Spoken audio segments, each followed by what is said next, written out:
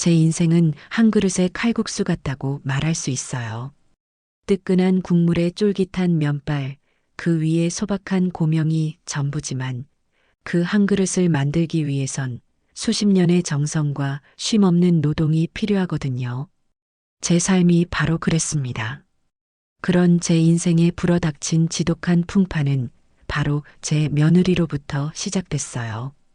제 인생을 통째로 뒤흔든 그 아이, 제 며느리 이지은을 처음 만난 날을 저는 아직도 생생하게 기억해요. 40년 넘게 칼국수 가게를 운영하며 억척같이 살아온 제 눈에 사람 보는 눈이 없을 리가 없잖아요. 그날 아들 민교가 잔뜩 상기된 얼굴로 어머니 드릴 말씀이 있어요 라며 운을 뗐을 때부터 뭔가 예감이 좋지 않았어요. 늘 제 말이라면 껌뻑 죽는 신용이라도 하던 녀석이 뭔가 큰 사고라도 친 사람처럼 안절부절 못하는 모습이 영 낯설었거든요. 무슨 일이냐, 가게에 무슨 문제라도 생겼어? 제가 묻자 민교는 고개를 저으며 깊은 숨을 한번 내쉬더니 드디어 마음속에 담아두었던 말을 꺼내 놓았어요. 어머니, 저 결혼하고 싶은 사람이 생겼어요. 결혼. 물론 언젠가는 해야 할 일이었죠. 하나뿐인 아들이니만큼 저는 민교가 착하고 속 깊은 며느리를 얻어 오순도순 사는 모습을 늘 그려왔어요. 그런데 민교의 입에서 나온 결혼이라는 단어는 어쩐지 제 등골을 서늘하게 만들었습니다. 그건 아마도 제 아들의 표정에서 사랑에 빠진 남자의 설렘보다는 뭔가에 홀린 듯한 불안함이 더 크게 보였기 때문일 거예요. 그래, 어떤 아가씨인데 한번 데려와 보거라. 저는 짐짓 태어난 척 말했어요. 아들이 좋다는 사람인데 제가 미리부터 색안경을 끼고 볼 수는 없는 노릇이니까요. 며칠 뒤 민교는 약속을 잡고 지은이라는 아이를 저희 집으로 데려왔습니다. 현관문이 열리고 그 아이가 들어서는 순간 저는 저도 모르게 인상을 찌푸릴 뻔했어요.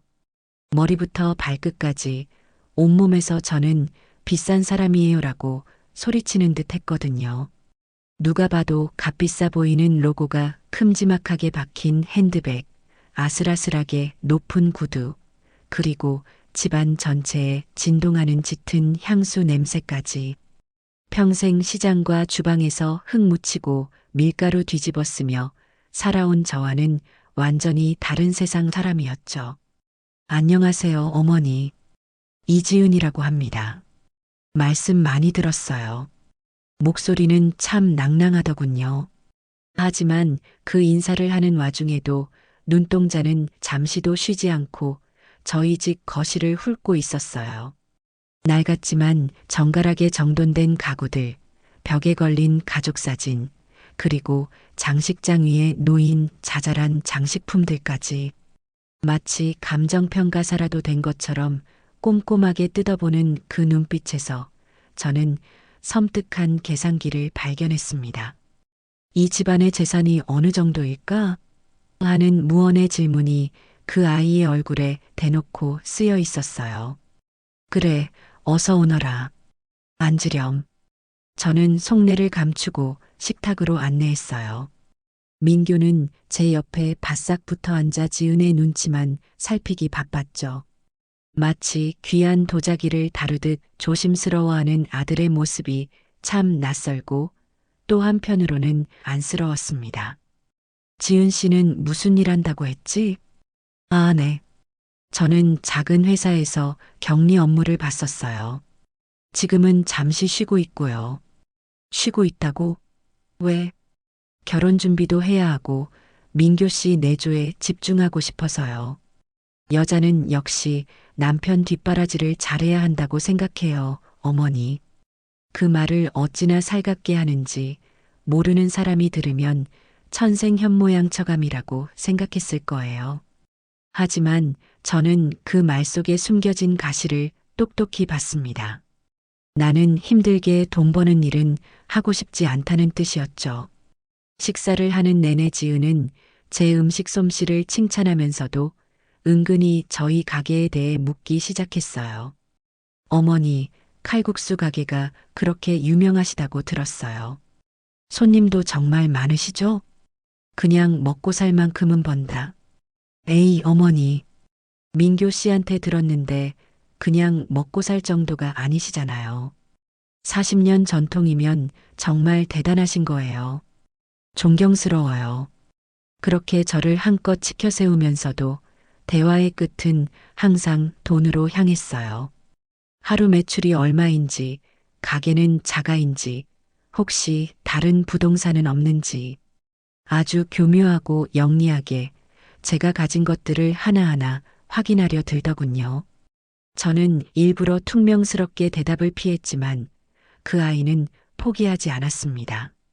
오히려 그런 저의 태도를 오래된 어른들의 고집 정도로 여기는 듯 얄미운 미소를 얼굴에 계속 걸고 있었어요. 그날 밤 지은을 바래다 주고 온 민규에게 저는 조심스럽게 물었습니다. 민규야, 너 저 아가씨에 대해 얼마나 아니? 만난 지는 오래됐어? 엄마, 갑자기 그건 왜? 3달 정도 됐어. 3달. 고작 3달 만난 여자에게 제 아들은 완전히 정신이 팔려 있었어요. 저는 한숨을 내쉬며 말했습니다. 나는 아무래도 저 아가씨 마음에 들지 않는다. 사람에게서 돈 냄새가 너무나. 너를 사랑하는 건지 내 돈을 보고 접근한 건지 잘 생각해 보거라. 제 말에 민규는 처음으로 제게 반항이라는 것을 했습니다. 어머니, 어떻게 그런 말씀을 하세요? 지은이는 그런 사람 아니에요. 순수하고 착한 사람이라고요. 어머니가 편견을 가지고 보셔서 그래요. 제발 지은이 좀 예쁘게 봐주세요. 아들의 확고한 태도에 저는 더 이상 말을 잇지 못했어요. 자식 이기는 부모 없다는 말이 있잖아요. 제 눈에는 뻔히 보이는 불행의 씨앗이었지만 이미 콩깍지가 단단히 쓰인 아들을 설득할 방법이 없었습니다. 결국 저는 두 손 두 발 다 들고 결혼을 허락하고 말았어요. 결혼식은 아주 성대하게 치러졌습니다. 지은이 원했던 대로 시내에서 가장 비싼 예식장을 잡고 그 아이가 입고 싶다는 최고급 드레스를 맞춰줬어요. 제 평생의 원칙은 쓸데없는 곳에 돈 쓰지 말자였지만 아들의 처음이자 마지막 일 결혼식이니 눈 딱 감고 해주고 싶었습니다. 가게 근처에 작은 아파트도 하나 얻어 신혼집으로 꾸며주었죠. 하지만 지은은 고마워하기는커녕 모든 것을 당연하게 여겼어요. 오히려 예단이나 혼수 문제를 가지고 저희 집안을 무시하는 듯한 발언을 서슴지 않았죠. 어머니, 요즘은 이 정도는 다들 기본으로 해요. 제가 친구들한테 창피해서 안 되겠어요. 그런 말을 입에 달고 살았어요. 그때마다 민규는 제게 와서 엄마 지은이 기 좀 살려주세요. 평생 한 번뿐인 결혼식이잖아요 라며 저를 졸랐고 저는 마지못해 지갑을 열어야 했습니다. 문제는 결혼식이 끝나고 두 사람이 분가해서 살기 시작하면서부터 본격적으로 시작됐어요. 저는 다른 건 바라지도 않았습니다. 그저 주말에 가장 바쁜 시간만이라도 며느리가 가게에 나와 일을 좀 거들었으면 하고 바랐을 뿐이에요. 제 기술을 조금씩 가르쳐서 나중에는 이 가게를 물려줄 생각도 있었거든요. 하지만 지은은 제 기대를 아주 보기 좋게 박살냈습니다. 결혼 후 첫 주말이었어요. 저는 아침 일찍부터 가게에 나가 육수를 끓이고 있었죠. 점심시간이 다 되도록 며느리는 코빼기도 보이지 않았습니다. 민규에게 전화를 걸자 곤란한 목소리로 말하더군요. 엄마, 지은이가 어제 피곤했는지 아직 자고 있어. 오늘은 그냥 우리끼리 하자.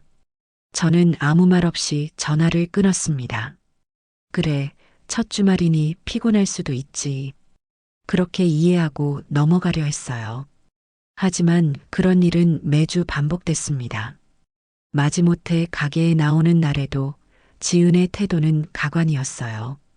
손님들 앞에서는 세상 상냥한 며느리인 척 미소를 지었지만 주방에만 들어오면 그 표정이 순식간에 싸늘하게 굳었죠. 어머니, 요즘 세상에 어느 식당에서 아직도 손으로 반죽을 해요?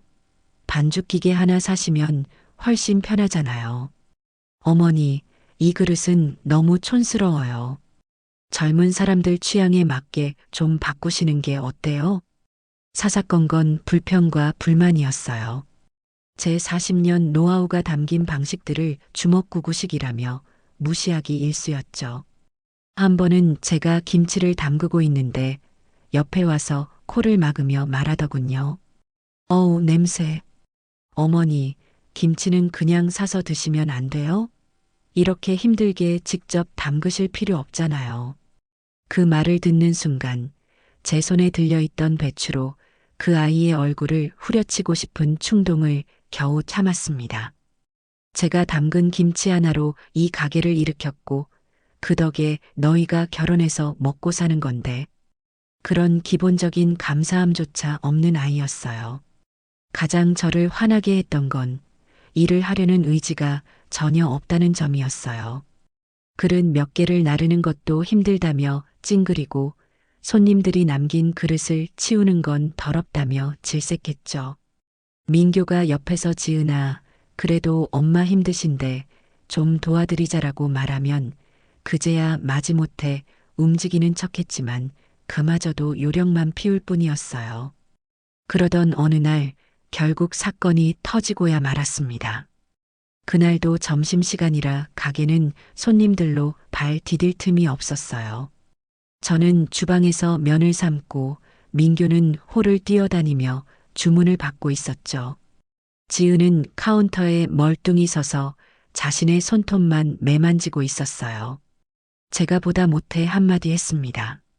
세아가 거기 서 있지만 말고 저기 3번 테이블 그릇 좀 치워주렴. 제 말에 지은은 세상에서 가장 하기 싫은 일을 명령받은 사람처럼 느릿느릿 움직였어요. 그리고 그릇 서너 개를 겹쳐들고 주방으로 들어오다 말고 갑자기 악 하는 비명과 함께 바닥에 주저앉았습니다. 그릇들이 와장창 깨지는 소리에 놀란 손님들의 시선이 모두 그쪽으로 쏠렸죠. 지은아, 괜찮아? 민교가 가장 먼저 달려갔어요. 지은은 오른손 손목을 부여잡고 눈물을 뚝뚝 흘리고 있었습니다. 오빠, 나 손목이 너무 아파. 꺾인 것 같아. 그 모습이 어찌나 실감 나던지 저조차도 정말 다쳤나? 하는 생각이 들 정도였어요. 민교는 당장 가게 문을 닫을 기세로 지은을 부축해 병원으로 달려갔습니다. 저는 깨진 그릇 조각들을 치우며 이상하게도 걱정보다는 싸한 의심이 먼저 드는 제 자신을 발견했어요. 그 아이의 비명과 눈물이 어딘가 모르게 과장된 연기처럼 느껴졌거든요. 1시간쯤 지났을까요?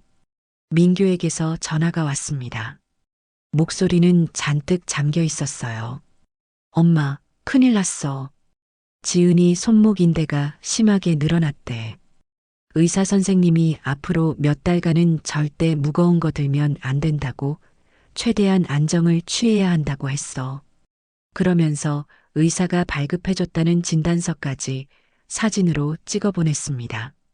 우측 손목 염자 및 인대 손상, 향후 6주간 안정가료 요함. 진단서까지 받아오니 제가 더 할 말이 없더군요. 그날 이후 며느리는 가게에 발길을 완전히 끊었습니다. 그리고 제 아들 민규를 통해 그 아이가 신혼집에서 완벽한 환자 노릇을 하고 있다는 소식이 들려오기 시작했어요. 어머니, 죄송해요. 저도 돕고 싶은데 손목이 이래서. 가끔 제게 전화를 걸어와서는 기어들어가는 목소리로 말했지만 그 목소리에는 미안함 대신 홀가분함이 가득 담겨 있었어요. 그렇게 며느리는 자신의 손목 부상을 방패 삼아 제 아들을 하인처럼 부리기 시작했습니다. 그리고 저는 그 교활한 연극의 막이 이제 막 올랐을 뿐이라는 것을 그때는 미처 알지 못했습니다. 모든 것이 그 아이의 거대한 계획의 일부였다는 사실을 말이에요. 그날 이후 제 마음은 아들 녀석의 신혼집 걱정으로 하루도 편할 날이 없었어요. 아들 민규를 통해 전해 듣는 그 집의 상황은 완벽한 병실이나 다름없었죠. 며느리 지은은 오른손에 두툼한 손목 보호대를 차고 세상에서 가장 가련한 비련의 여주인공 행세를 하고 있다는 겁니다. 그 연기력이 어찌나 대단했던지 아카데미 여우주연상은 떼어놓은 당상이라는 생각이 들 정도였어요. 하루는 아침 일찍부터 민규에게서 전화가 걸려왔는데 그 목소리가 아주 지쳐 있더군요. 엄마, 저 민규예요. 그래, 아들. 아침부터 웬일이냐? 목소리가 왜 그렇게 기운이 없어? 아니에요. 그냥 지은이가 아프니까 제가 신경 쓸 게 많아서요. 오늘도 아침에 밥을 차려줬는데 왼손으로는 젓가락질이 잘 안 된다고 해서 제가 반찬을 다 집어줘야 했어요. 이러다 정말 큰일 나는 거 아닌지 걱정돼서요. 아들의 그 말을 듣는데 눈앞에 그 광경이 선하게 그려지는 듯 했어요. 제 아들이 다 큰 아내의 밥그릇 위에 멸치볶음, 계란말이, 장조림 같은 반찬을 하나하나 올려주는 모습이 말이에요. 마치 어미 새가 아기 새에게 모이를 물어다 주는 것 같았죠. 아들의 하소연을 듣고 있자니 속에서 천불이 났습니다. 그래서 너는 밥이나 제대로 먹고 출근은 했고 저는 그냥 대충 빵으로 때웠어요. 지은이 챙기다 보니 시간이 없어서 저는 그 이야기를 더 이상 듣고 있을 수가 없어서 가게 문 열어야 한다는 핑계를 대고 서둘러 전화를 끊어버렸습니다. 아픈 며느리를 두고 매정하게 구는 시어머니가 되고 싶지는 않았지만 이건 아무리 봐도 정상이 아니었어요. 지은의 엄살은 날이 갈수록 심해졌습니다. 제가 가끔 반찬이라도 해서 아들네 집에 들르면 지은은 소파에 누워 꼼짝도 하지 않았어요. 제가 온 것을 보고도 일어서기는커녕 누운 채로 고개만 까딱하며 인사했죠. 어머니, 오셨어요? 죄송해요. 제가 몸이 이래서. 그러고는 제가 힘들게 만들어간 반찬통을 민규가 받아들고 부엌으로 옮기는 것을 당연하게 쳐다보고만 있었어요. 한 번은 제가 거실 테이블 위에 놓인 리모컨을 가리키며 물었습니다. 세아가 저녁 드라마는 뭐 재미있는 거 하니? 글쎄요, 어머니. 저도 손목이 아파서 소파에 누워만 있다 보니 리모컨 있는 데까지 팔 뻗기도 힘드네요. 기가 막혔지만 어쩌겠어요. 하지만 그 뻔뻔한 연극은 저 몰래 즐기는 그 아이의 화려한 사생활 앞에서 모두 들통나고 말았죠. 제 오랜 친구 영자 씨가 아니었다면 저는 아마 평생을 속고 살았을지도 모릅니다. 어느 날 제 단골 손님이자 막역한 친구인 영자 씨가 가게에 찾아왔어요. 영자 씨는 제 사정을 훤히 아는 터라 늘 제 걱정을 해주었죠. 순아야, 며느리는 아직도 손목 아프다고 들어 누워 있어? 아주 팔자가 상팔자야. 말도 마라. 아주 상전이 따로 없어. 우리 아들만 죽어라고 고생하지. 제가 한숨을 쉬며 넋두리를 하자 영자 씨가 무릎을 탁 치며 말했어요.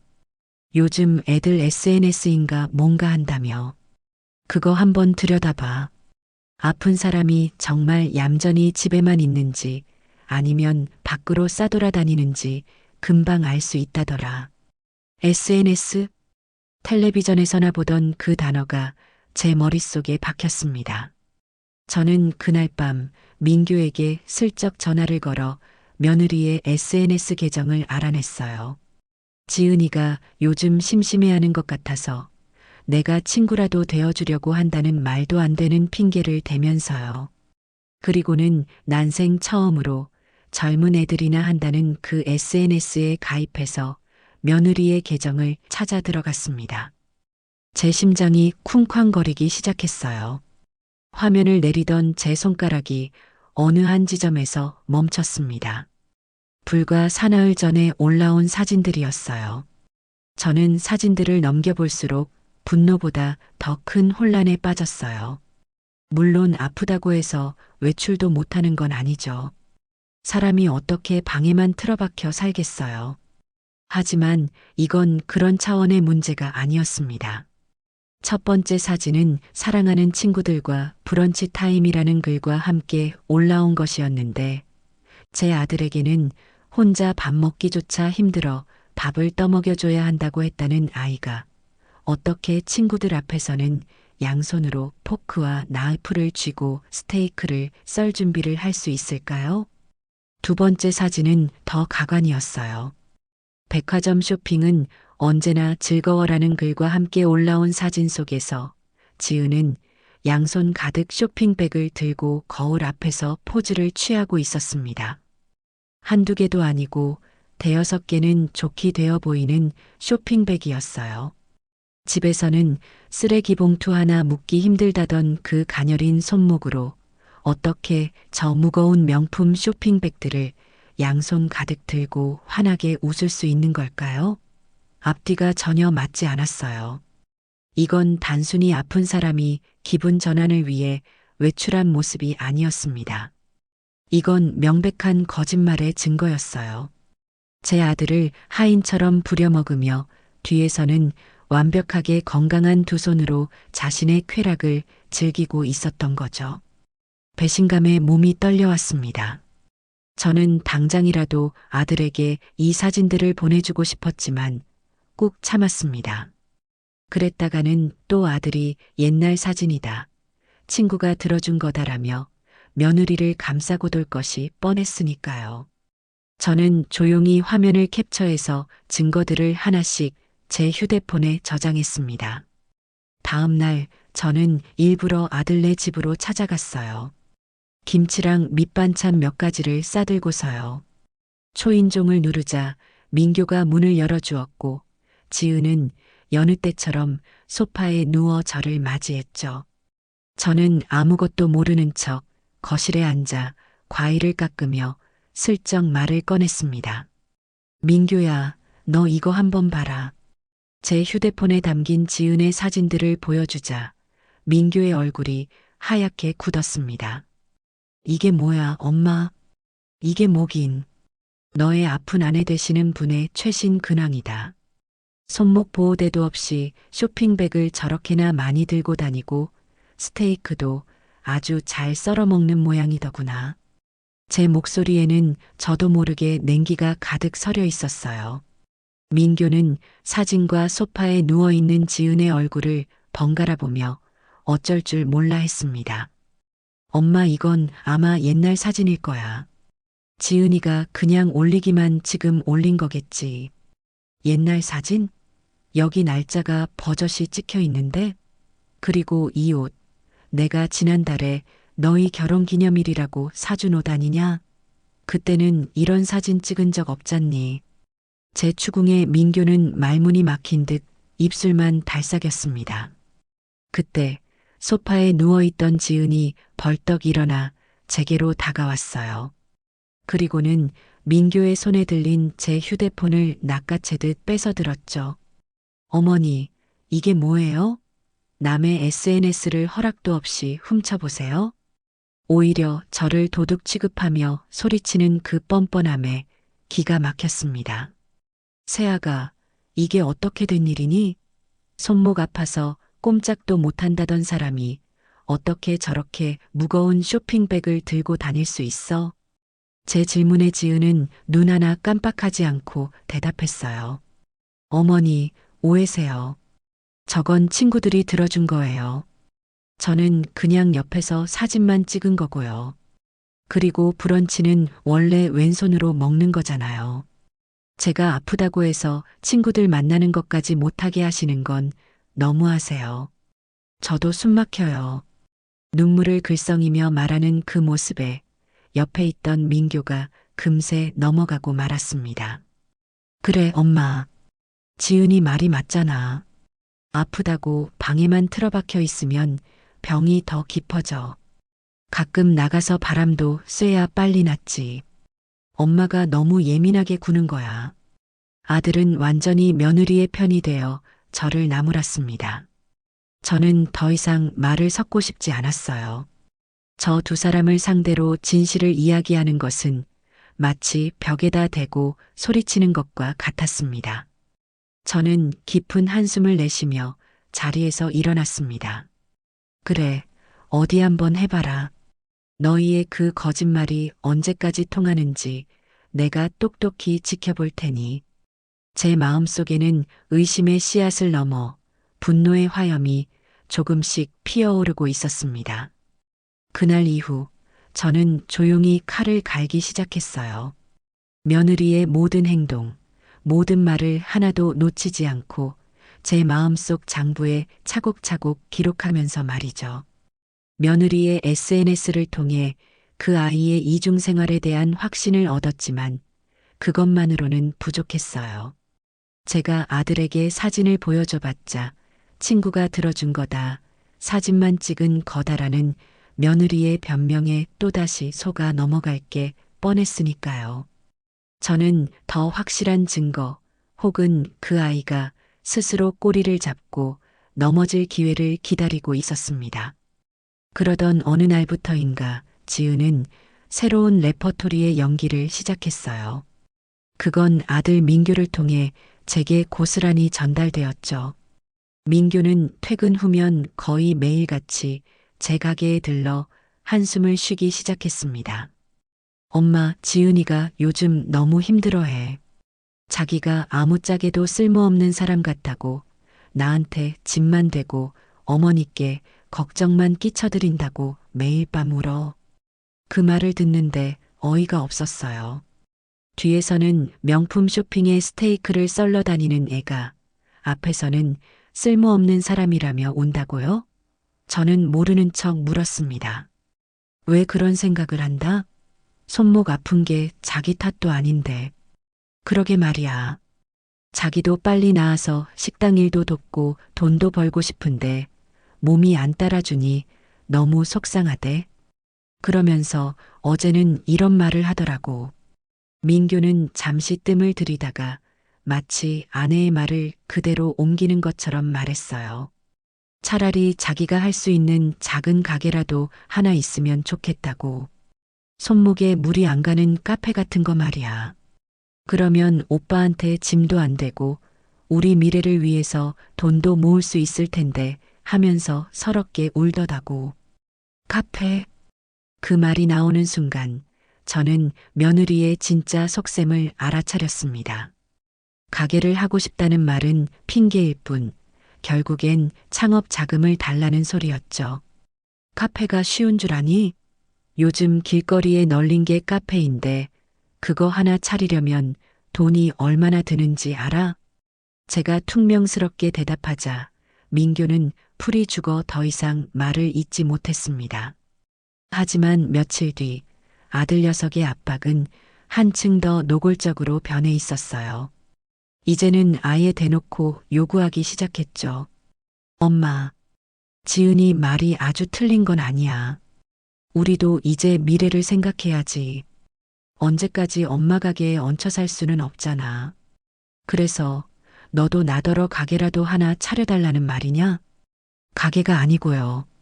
엄마, 혹시 월세 받을 만한 작은 건물 같은 거 없으세요?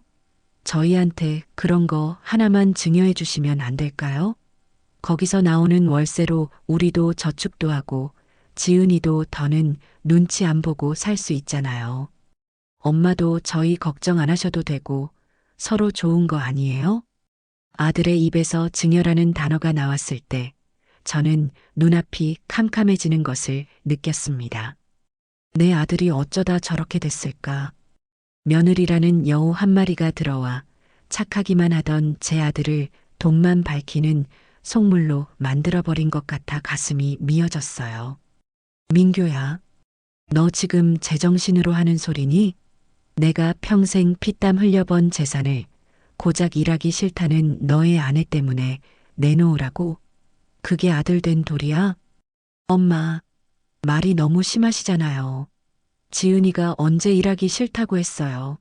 손목이 아파서 그런 거잖아요. 그리고 어차피 나중에 저희한테 물려주실 재산 아니에요? 조금 미리 당겨서 주신다고 생각하면 안 돼요? 아들은 제게 악을 쓰듯 소리쳤습니다. 저는 더 이상 아들과 말을 섞고 싶지 않아 자리를 피했지만 그날부터 민규의 압박은 더욱 심해졌어요. 아침 저녁으로 전화를 걸어 같은 말을 반복했고 제가 대답을 피하면 일부러 밥도 굶는다는 소식이 들려오기도 했죠.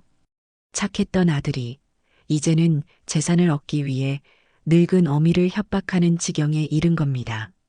저는 며칠 밤낮을 고민했습니다. 잠도 제대로 자지 못했고 밥을 먹어도 모래를 씹는 것 같았어요. 가게에 나가서도 멍하니 앉아있기가 일쑤였죠. 저것들에게 건물을 주는 건 호랑이 아가리에 제 살점을 던져주는 짓이다. 머리로는 알고 있었지만 마음 한구석에서는 다른 생각이 피어올랐습니다. 이러다 정말 아들과 연이 끊어지는 건 아닐까? 저 고집을 꺾지 않으면 민규는 평생 저 여우 같은 계집에게 잡혀 살 텐데. 저는 제 오랜 친구인 영자 씨를 만나 이 고민을 털어놓았습니다. 제 이야기를 다 들은 영자 씨는 혀를 차며 말했죠. 순아야, 정신 차려. 그건 밑 빠진 독에 물 붓기야. 지금 건물 하나 주면 나중에는 가게까지 통째로 내놓으라고 할걸? 절대 안 돼. 나도 알아. 아는데 민규 얼굴을 보면 마음이 약해져. 저러다 정말 무슨 일이라도 낼까봐 겁이 나. 그럴 때일수록 더 단호해야지. 너까지 흔들리면 어떡해. 영자 씨의 말이 100번 옳았지만 제 마음은 계속 흔들렸습니다. 그러다 문득 한 가지 꾀가 떠올랐어요. 그래, 어차피 저것들의 속셈은 뻔하다. 이번 기회에 저것들의 본성을 만천하에 드러내는 거야. 저는 마음속으로 위험한 결정을 내렸습니다. 아들과 며느리에게 제가 가진 작은 꼬마 빌딩 하나를 증여해 주기로 말이에요. 물론 그냥 순순히 넘겨줄 생각은 추호도 없었습니다. 이건 며느리의 탐욕과 아들의 어리석음을 시험하기 위한 제가 던지는 마지막 미끼였어요. 며칠 후 저는 아들 부부를 제 집으로 불렀습니다. 두 사람의 얼굴에는 기대감이 가득했어요.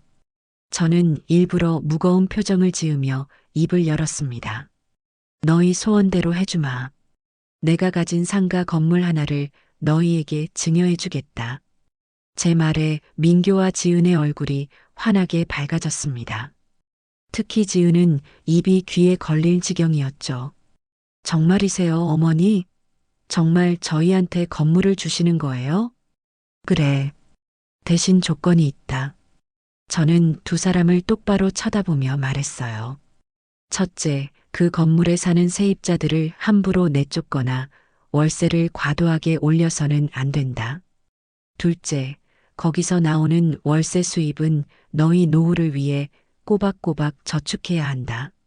셋째, 그리고 가장 중요한 것. 이 모든 것은 너희가 나를 부모로서 존중하고 잘 모신다는 전제하에 이뤄지는 것이다. 만약 너희가 이 약속 중 하나라도 어길 시 나는 이 증여를 없던 일로 할 수도 있다. 알겠느냐? 네, 어머니. 물론이죠. 걱정 마세요. 저희가 얼마나 잘하는데요. 민규는 덩실덩실 춤이라도 출 기세였고 지은은 제 앞에 고개를 숙이며 연신 감사하다고 말했습니다. 제 명의로 되어 있던 작은 꼬마 빌딩이 아들 부부의 공동 명의로 넘어가자마자 마법 같은 일이 벌어졌어요. 그토록 저를 괴롭히던 지은의 손목 통증이 거짓말처럼 씻은 듯이 나은 겁니다. 물론 대놓고 나았다고 말하지는 않았죠. 하지만 그날 이후로 아들 민규의 입에서 지은이가 손목 아프다는 말이 쏙 들어갔어요. 그뿐만이 아니었어요. 증여 절차가 끝나기 전까지는 하루에도 몇 번씩 걸려오던 지은의 안부 전화가 그날 이후로 단 한 통도 걸려오지 않았습니다. 마치 처음부터 제 전화번호를 몰랐던 사람처럼요. 일주일쯤 지났을까요? 저는 궁금해서 먼저 지은에게 전화를 걸어보았습니다. 신호음이 한참이나 가고 나서야 전화를 받은 며느리의 목소리는 이전의 살가움이라고는 털끝만큼도 찾아볼 수 없는 차갑고 귀찮음이 가득한 톤이었어요. 여보세요. 나다 새아가. 잘 지내니? 아, 어머니. 웬일이세요? 웬일이냐니요. 시어머니가 며느리에게 안부 전화도 못하는 건가요? 기가 막혔지만 꾹 참고 물었습니다. 아니, 그냥 어떻게 지내나 궁금해서 전화했지. 건물 등기는 잘 나왔고? 네, 그럼요. 잘 나왔어요. 그런데 어머니, 제가 지금 좀 바빠서요. 용건 있으시면 빨리 말씀해 주시겠어요? 바쁘다니 집에서 노는 사람이 뭐가 그리 바쁠까요? 저는 서운한 마음을 누르며 말했습니다. 용건은 무슨, 그냥 목소리나 들으려고 했지. 알겠다. 그럼 끊으렴. 전화를 끊고 나서 한참 동안 휴대폰을 손에 쥐고 있었습니다. 목적을 달성하자마자 가면을 벗어 던지는 그 뻔뻔함에 치가 떨렸어요. 민규에게 이 이야기를 하자 아들은 또 며느리 편을 들었습니다. 엄마, 지은이가 이제 건물주가 됐잖아요. 이것저것 신경 쓸 게 많아서 바쁜가 보죠. 엄마가 좀 이해해 주세요. 건물주라는 단어를 말하는 아들의 목소리에는 어딘지 모를 자부심까지 묻어나는 듯 했습니다. 저는 더 이상 아들과는 말이 통하지 않는다는 것을 다시 한번 깨달았죠. 그리고 며칠 뒤 저는 제 귀를 의심하는 전화를 한 통 받게 됩니다. 제가 증여해준 건물 1층에서 작은 꽃집을 운영하는 박씨 아주머니였습니다. 박씨 아주머니는 거의 10년 가까이 제 건물에서 장사를 해 온 저와는 친자매처럼 가깝게 지내는 사이였어요. 전화를 받자마자 수화기 너머에서는 울음 섞인 목소리가 들려왔습니다. 사장님, 이게 어떻게 된 일이에요? 건물 주인이 바뀌었다면서요? 아주머니, 진정하시고 무슨 일인지 말씀해 보세요. 주인은 바뀌었지만 제가 잘 말해뒀으니 걱정하실 것 없어요. 걱정이 안 되게 생겼어요? 오늘 새 주인이라는 젊은 여자가 찾아왔는데 다짜고짜 다음 달부터 월세를 지금의 2배로 올리겠다고 하지 뭐예요. 그 돈을 못 내겠으면 당장 가게를 빼라고 소리를 지르는데 얼마나 무섭던지. 저는 그 젊은 여자가 누구인지 단번에 알 수 있었습니다. 심장이 쿵하고 내려앉는 것 같았어요. 뭐라고요? 월세를 2배로요? 제가 분명히 세입자들 괴롭히지 말라고 했는데. 그러니까요. 제가 사장님하고는 10년 넘게 가족처럼 지냈다고 아드님 내외분께도 잘 말씀해 주셨을 거라고 했더니 뭐라고 했는지 아세요? 박씨 아주머니는 분에 못 이겨 씩씩거렸습니다. 이제 이 건물 주인은 자기니까 전 주인하고의 관계는 아무 소용없대요.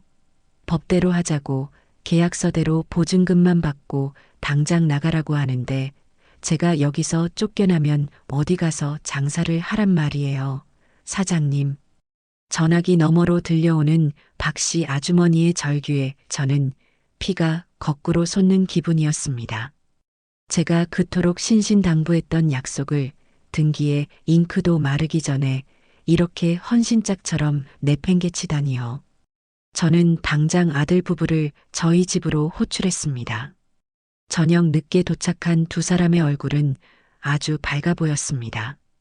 특히 지은은 새로 산 듯한 명품 원피스를 차려입고 의기양양한 표정으로 제 집 소파에 앉았어요. 제가 굳은 표정으로 앉아 있는 것을 보고도 전혀 아랑곳하지 않는 태도였습니다. 너희 오늘 그 건물에 다녀왔다면서. 제가 입을 열자 민교가 신이 나서 대답했습니다. 네, 엄마.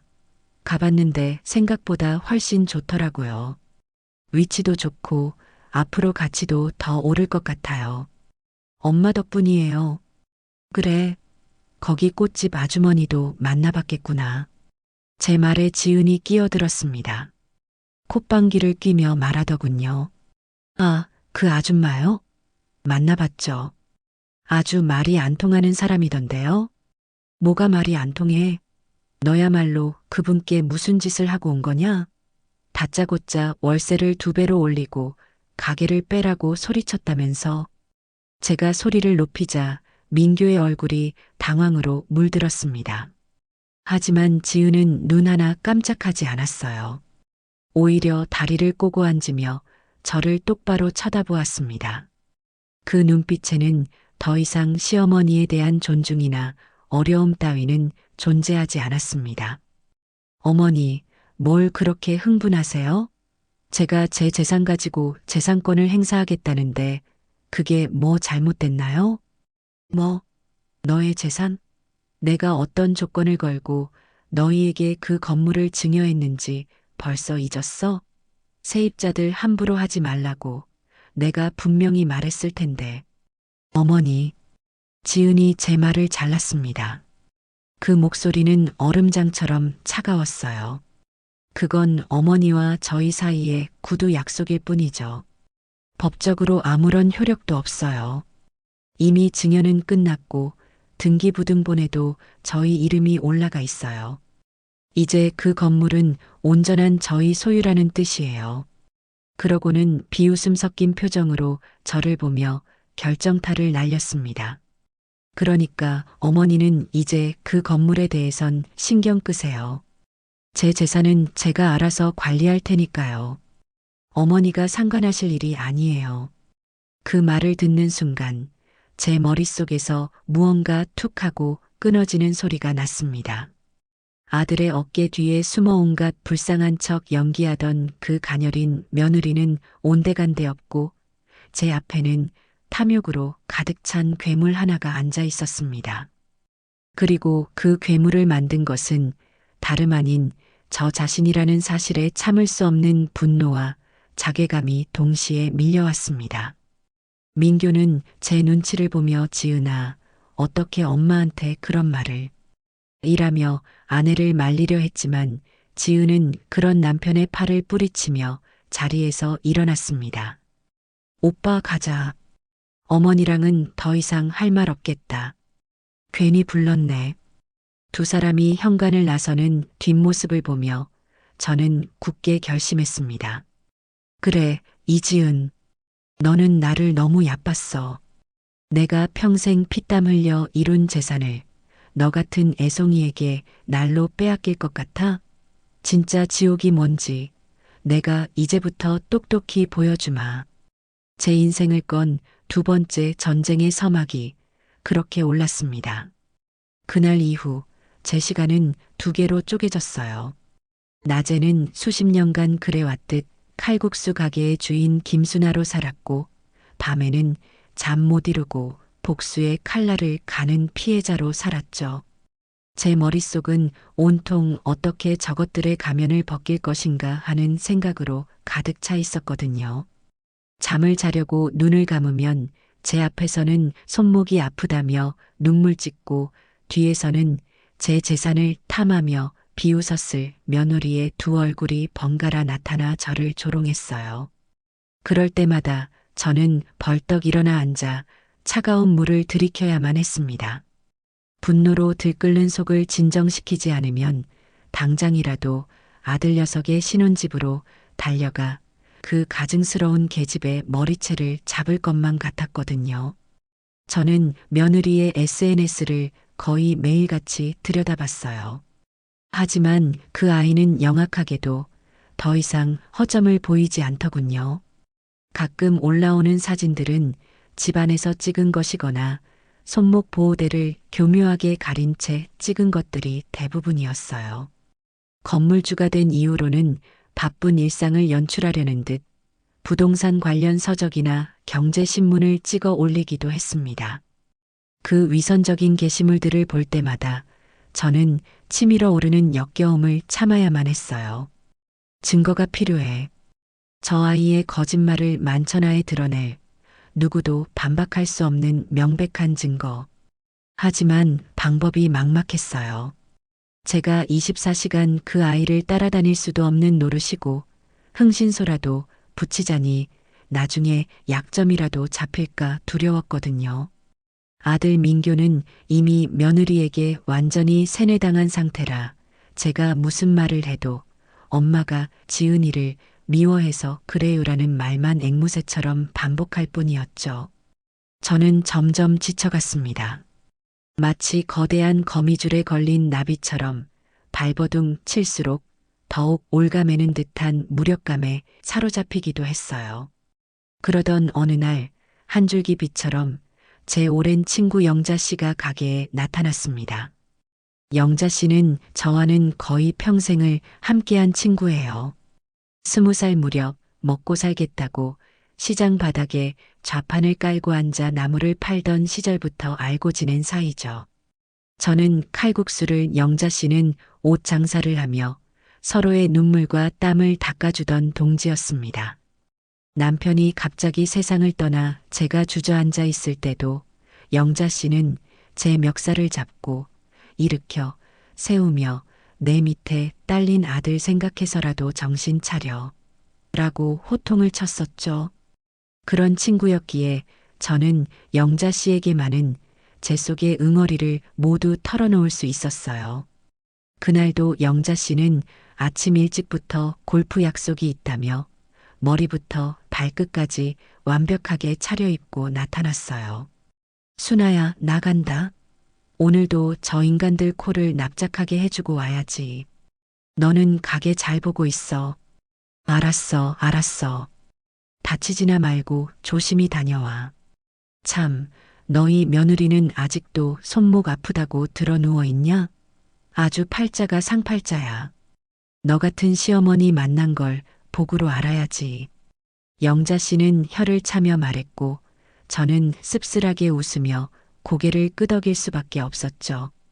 그렇게 씩씩하게 떠났던 영자 씨에게서 전화가 걸려온 것은 점심 장사가 모두 끝나고 주방에서 땀을 식히고 있던 오후 3시가 조금 넘은 시간이었습니다. 휴대폰에 뜬 최영자라는 이름을 보자마자 저는 왠지 모를 불길한 예감에 사로잡혔어요. 아니나 다를까 수화기 너머로 들려오는 영자 씨의 목소리는 평소와는 전혀 다른 극도의 흥분 상태였죠. 순아야, 너 지금 내 말 똑똑히 들어. 내가 지금 뭘 보고 있는지 알아? 너 지금 의자에 앉아 있으면 꽉 붙들어 매. 왜 그래, 영자야? 무슨 일인데 그래? 어디서 사고라도 쳤어? 사고는 무슨 대박 사건이야.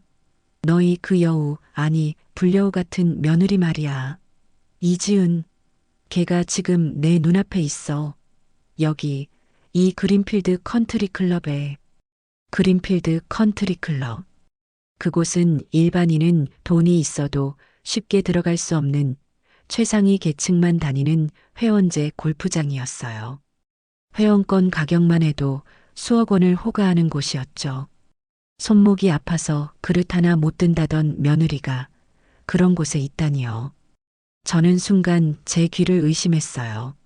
너 사람 잘못 본 거 아니야? 세상에 닮은 사람이 얼마나 많은데. 지은이가 거길 어떻게 가? 내가 40년 넘게 봐온 너의 얼굴은 까먹어도 그 싹수 없어 보이는 며느리 얼굴은 절대 안 잊어버린다. 100번, 1000번을 봐도 맞아. 저기 저 앞에서 깔깔거리면서 웃고 있는 저게 너희 며느리가 아니면 내가 성을 간다. 성을. 영자 씨의 목소리는 너무나도 확고했습니다. 저는 수화기를 쥔 손이 땀으로 축축해지는 것을 느꼈어요. 걔가 거기서 뭘 하고 있는데? 뭘 하긴. 골프 치고 있지. 아주 그냥 펄펄 날아다녀. 방금도 드라이버를 휘두르는데 공이 저 끝까지 날아가는 걸 내 두 눈으로 똑똑히 봤다니까. 저게 손목 아픈 사람의 스윙이야? 지나가던 개가 웃겠다. 골프채를 휘두른다고요. 그 말을 듣는 순간 제 머릿속에 이성의 끈이 툭 하고 끊어지는 것 같았어요. 영자야. 제 목소리가 가늘게 떨려 나왔죠. 영자 씨는 제 마음을 다 안다는 듯 목소리를 낮춰 말했어요. 순아야, 정신 바짝 차리고 내 말 들어. 지금부터 내가 증거를 만들 거야. 저것들 지금 15번 홀이니까 아직 시간은 좀 있어. 내가 아무도 모르게 아주 자연스럽게 저 여우년의 건강미 넘치는 모습을 사진으로 동영상으로 다 담아줄게. 너는 아무것도 하지 말고 그냥 가게에서 얌전히 기다리고만 있어. 알았지? 영자야, 너 그러다 들키면 어쩌려고. 걱정 마. 이 최영자가 어떤 사람이냐? 산전수전 공중전까지 다 겪은 사람이야. 저런 애송이들한테 꼬리 잡힐 일 없으니까 너는 그냥 나만 믿고 있어. 오늘 내가 전현의 꼬리를 잘라서 너의 발밑에 깔아줄 테니. 영자 씨는 그렇게 말하고는 전화를 끊었어요. 저는 멍하니 서서 끊어진 전화기만 바라보았습니다. 온몸에 피가 역류하는 듯한 기분이었어요. 배신감, 분노, 허탈함, 온갖 감정이 뒤섞여 제 속을 헤집어 놓았죠. 얼마나 시간이 흘렀을까요? 띠링하는 경쾌한 알림음과 함께 제 휴대폰으로 영자 씨가 보낸 파일들이 도착하기 시작했습니다. 사진 몇 장과 동영상 파일 하나, 그리고 음성 녹음 파일까지.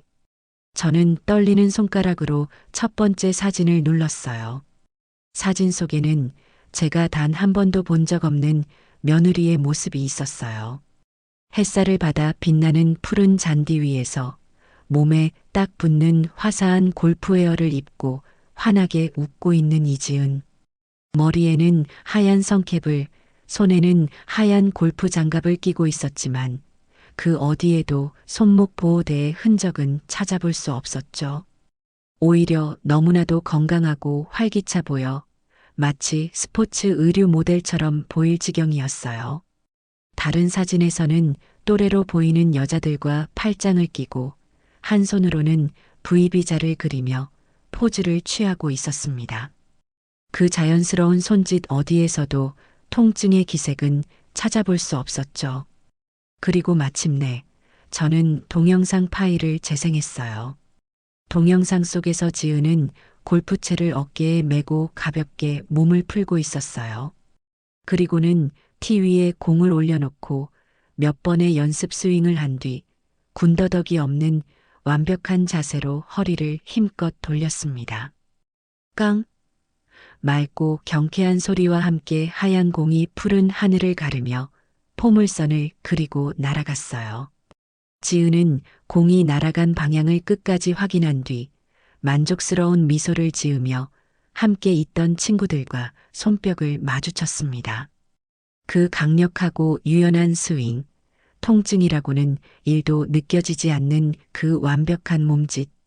집에서는 리모컨 하나 제대로 못 드는 척 고통스러운 표정으로 손목을 부여잡던 그 모든 것이 완벽한 사기극이었음을 증명하는 영상이었어요. 저는 그 영상을 소리도 켜지 않은 채 수십 번을 돌려보았습니다.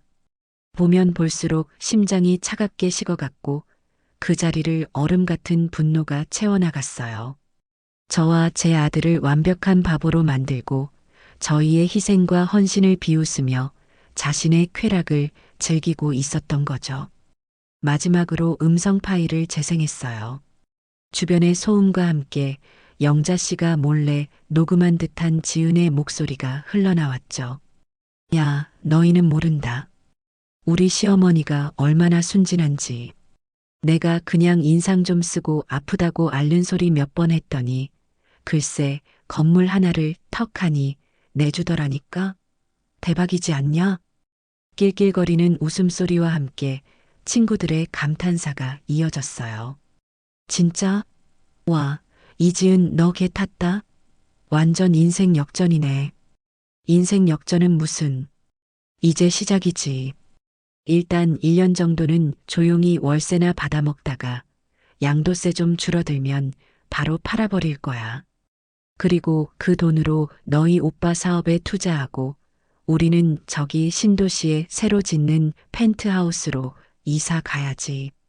그 지긋지긋한 시어머니 잔소리 안 듣고 살 생각하니까 벌써부터 살 것 같아.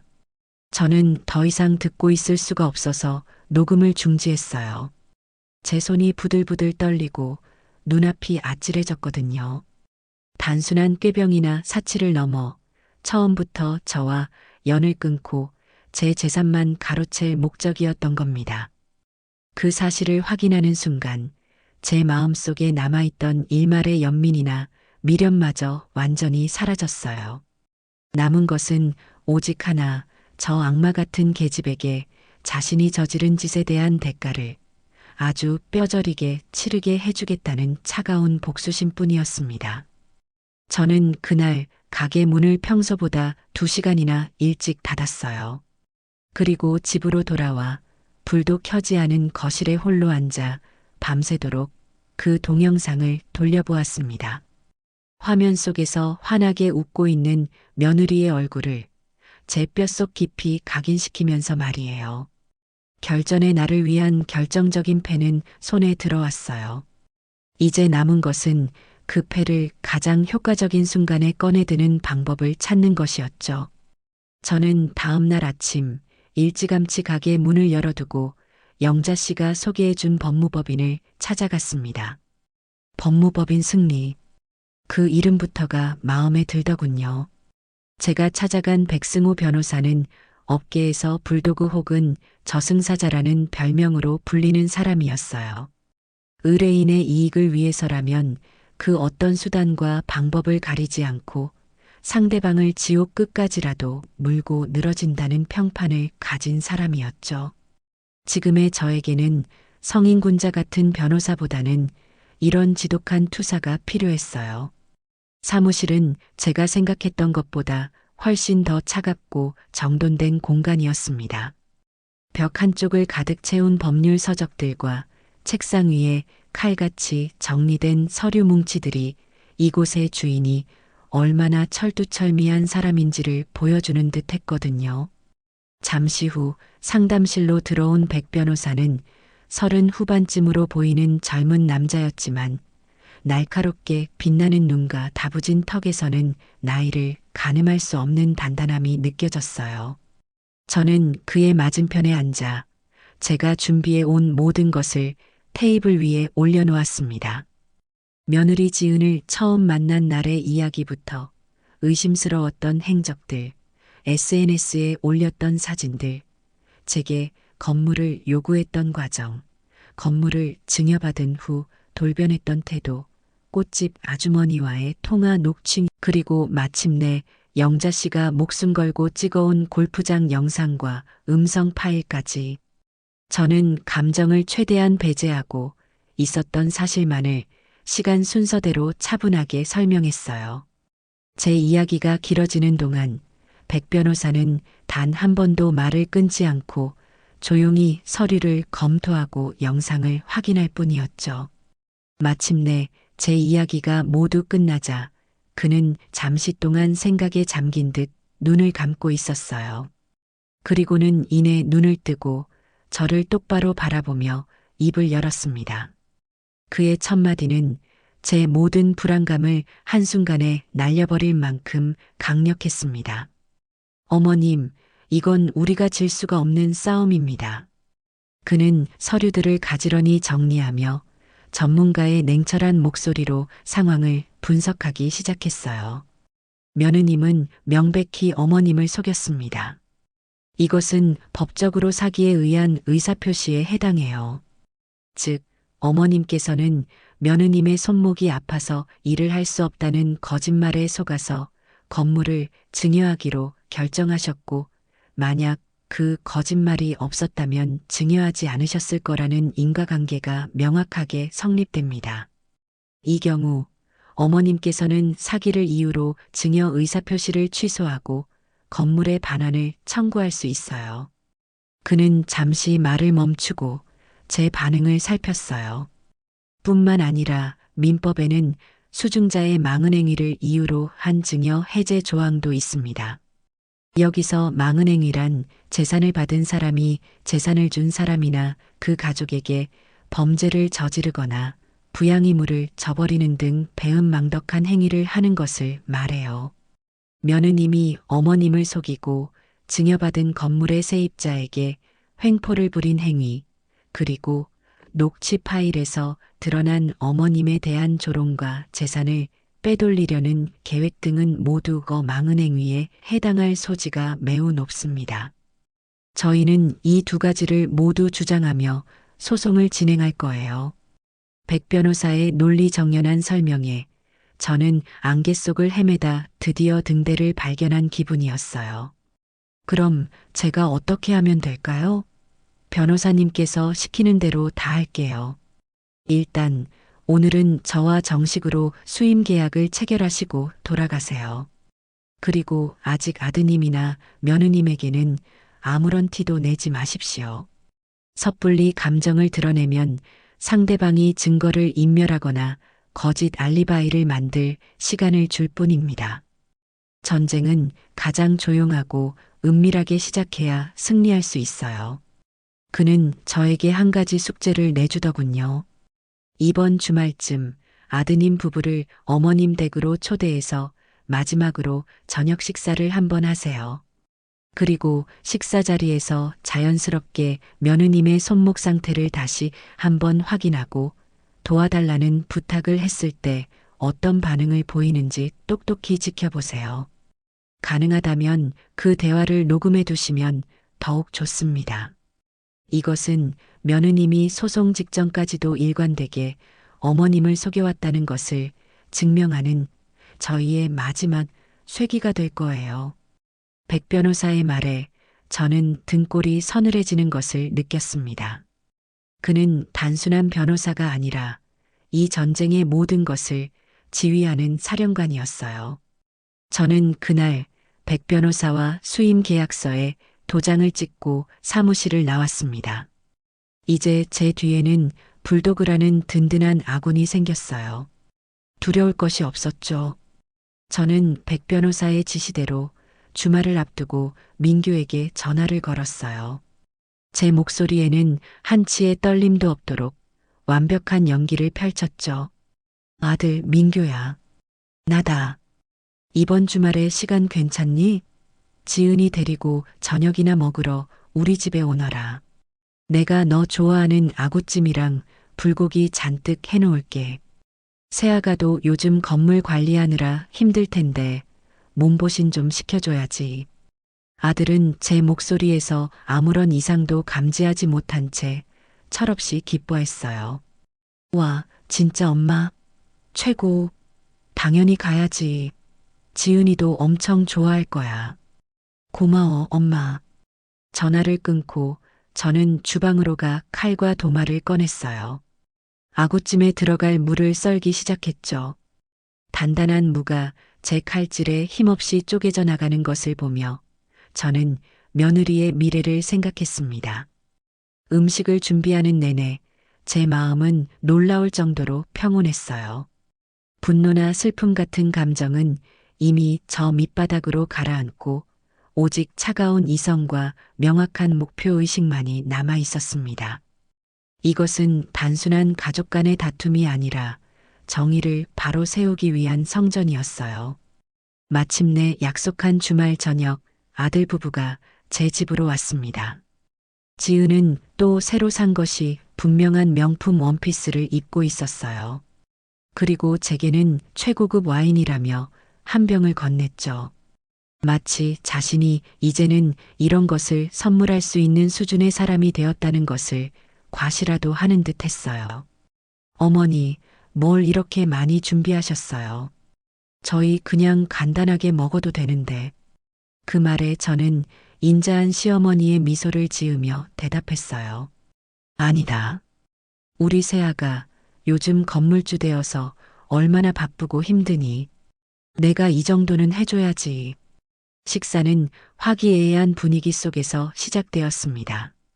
민규는 제가 해준 음식이 맛있다며 연신 감탄했고, 지은은 제 칭찬에 기분이 좋은지 새로 얻은 건물에 대한 자신의 원대한 계획을 늘어놓기 시작했죠. 어머니, 제가 1층 꽃집이랑 2층 학원은 곧 내보낼 생각이에요. 거기가 목이 좋아서 유명한 커피 프랜차이즈나 베이커리를 입점시키면 월세를 지금의 3배는 더 받을 수 있겠더라고요. 그 말을 듣는 민규는 역시 내 아내야. 사업 수완이 대단해. 라며 추임새를 넣기 바빴어요. 저는 그 대화를 들으며 속으로는 그래. 마음껏 떠들어라. 그게 너의 마지막 꿈이 될 테니라고 중얼거렸죠. 식사가 끝나고 저는 백 변호사의 지시대로 마지막 연극에 막을 올렸어요. 과일과 그릇들을 들고 일부러 비틀거리는 척하며 말했죠. 아이고, 나이가 드니 이것도 무겁네. 세아가 미안한데 이거 부엌으로 옮기는 것 좀 도와주겠니? 그 말에 방금까지 신나게 떠들던 지은의 얼굴이 순간적으로 굳어지는가 싶더니 이내 언제나 그랬듯 자신의 오른쪽 손목을 감싸주며 가련한 표정을 지어 보였어요. 어머니 죄송해요.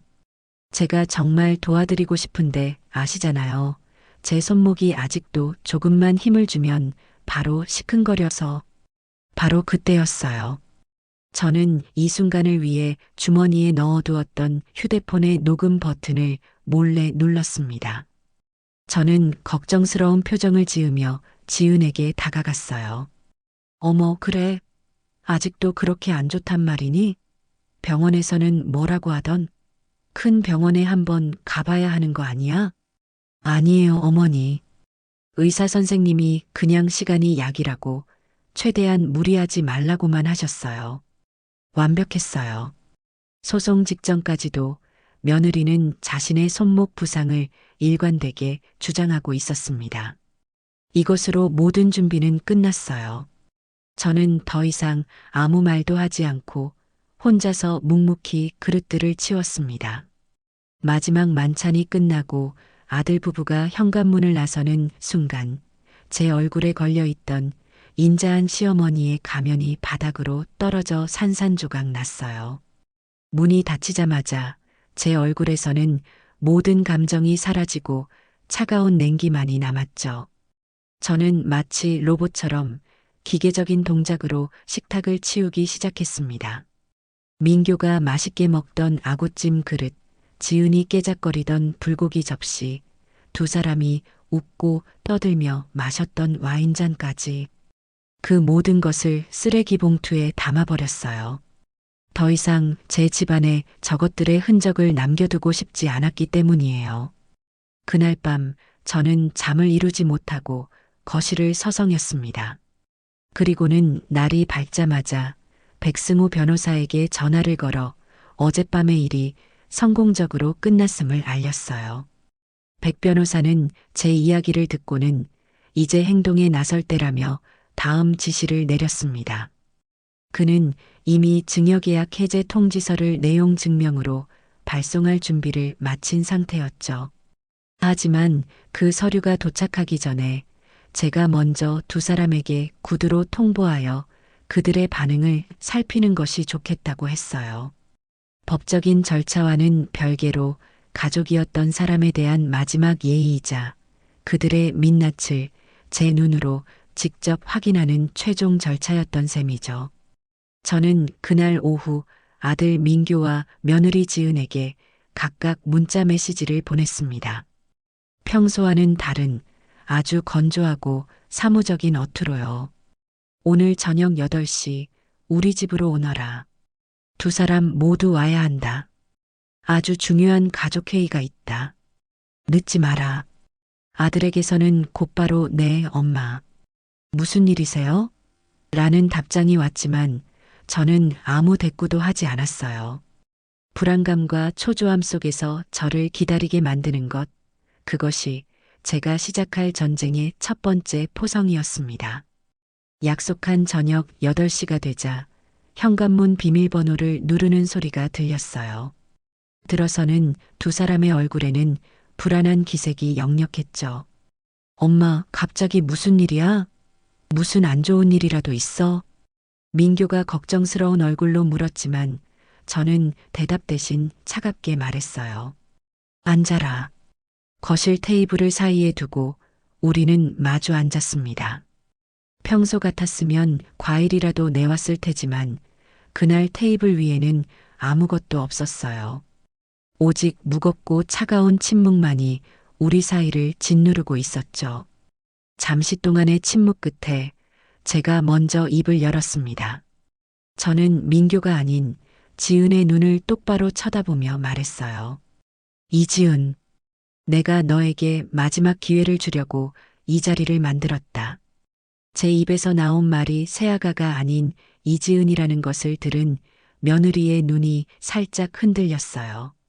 지금이라도 내 입으로 모든 것을 사실대로 고백한다면 내가 최소한의 관용은 베풀어 줄 생각이 있다. 자, 말해보렴. 너의 손목 정말 아픈 것이냐? 제 질문에 지은은 잠시 당황하는 듯 했지만 이내 평정심을 되찾고는 언제나 그랬던 것처럼 능숙하게 연기를 시작했어요. 어머니, 갑자기 왜 그러세요? 제 손목이 아픈 건 어머니도 잘 아시잖아요. 제가 그것 때문에 얼마나 고생을 했는데요. 역시나 마지막 기회마저 제 발로 걷어차는구나. 저는 속으로 냉소를 머금으며 준비해 두었던 증거들을 하나씩 꺼내기 시작했습니다. 처음에는 가벼운 것부터였죠. 그래, 그렇게 아픈 사람이 친구들이랑 호텔 라운지 가서 브런치를 즐기고 백화점에서 쇼핑할 힘은 있었나 보구나. 저는 그동안 모아두었던 SNS 사진들을 테이블 위에 던졌어요. 지은은 사진을 보고도 눈 하나 깜짝하지 않았죠. 이미 예상했던 공격이라는 듯 준비된 답변을 내놓았어요. 어머니, 정말 너무하시네요. 제가 아프다고 해서 사회생활까지 전부 끊고 살아야 하나요? 그리고 저 사진들은 다 친구들이 도와줘서 찍은 거예요. 그래, 그럼 이것도 친구들이 도와준 건가? 저는 다음 카드를 꺼내 들었어요. 꽃집 박씨 아주머니와의 통화가 담긴 녹음 파일이었죠. 재생 버튼을 누르자 새 주인이라는 젊은 여자가 찾아와서 다짜고짜 월세를 2배로 올리겠다고 하는 박씨 아주머니의 울음 섞인 목소리가 거실에 울려 퍼졌습니다. 녹음을 들은 민교의 얼굴이 하얗게 질렸어요.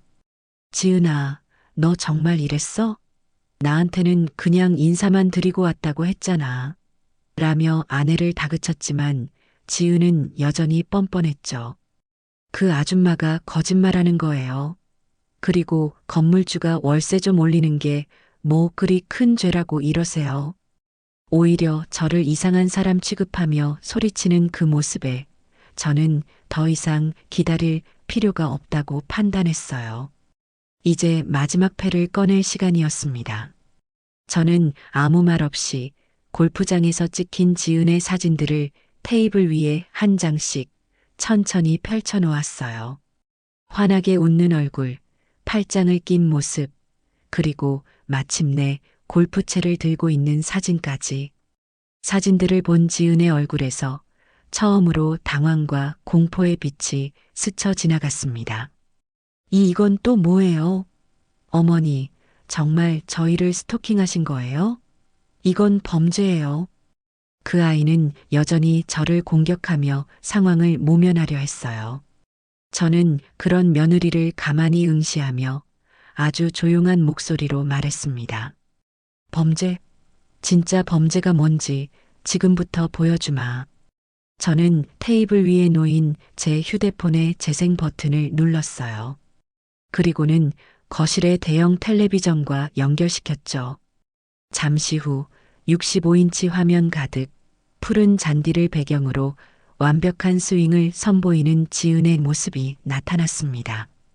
깡 하는 경쾌한 소리가 거실을 가득 메웠고 그 뒤를 이어 친구들과 깔깔거리며 웃는 지은의 목소리가 흘러나왔어요. 우리 시어머니? 그냥 좀 순진한 구석이 있어서 내가 아프다고 하면 껌뻑 죽어. 덕분에 건물도 하나 공짜로 얻었잖아. 화면 속 자신의 모습과 목소리를 확인한 순간 지은의 얼굴에서 모든 표정이 사라졌습니다.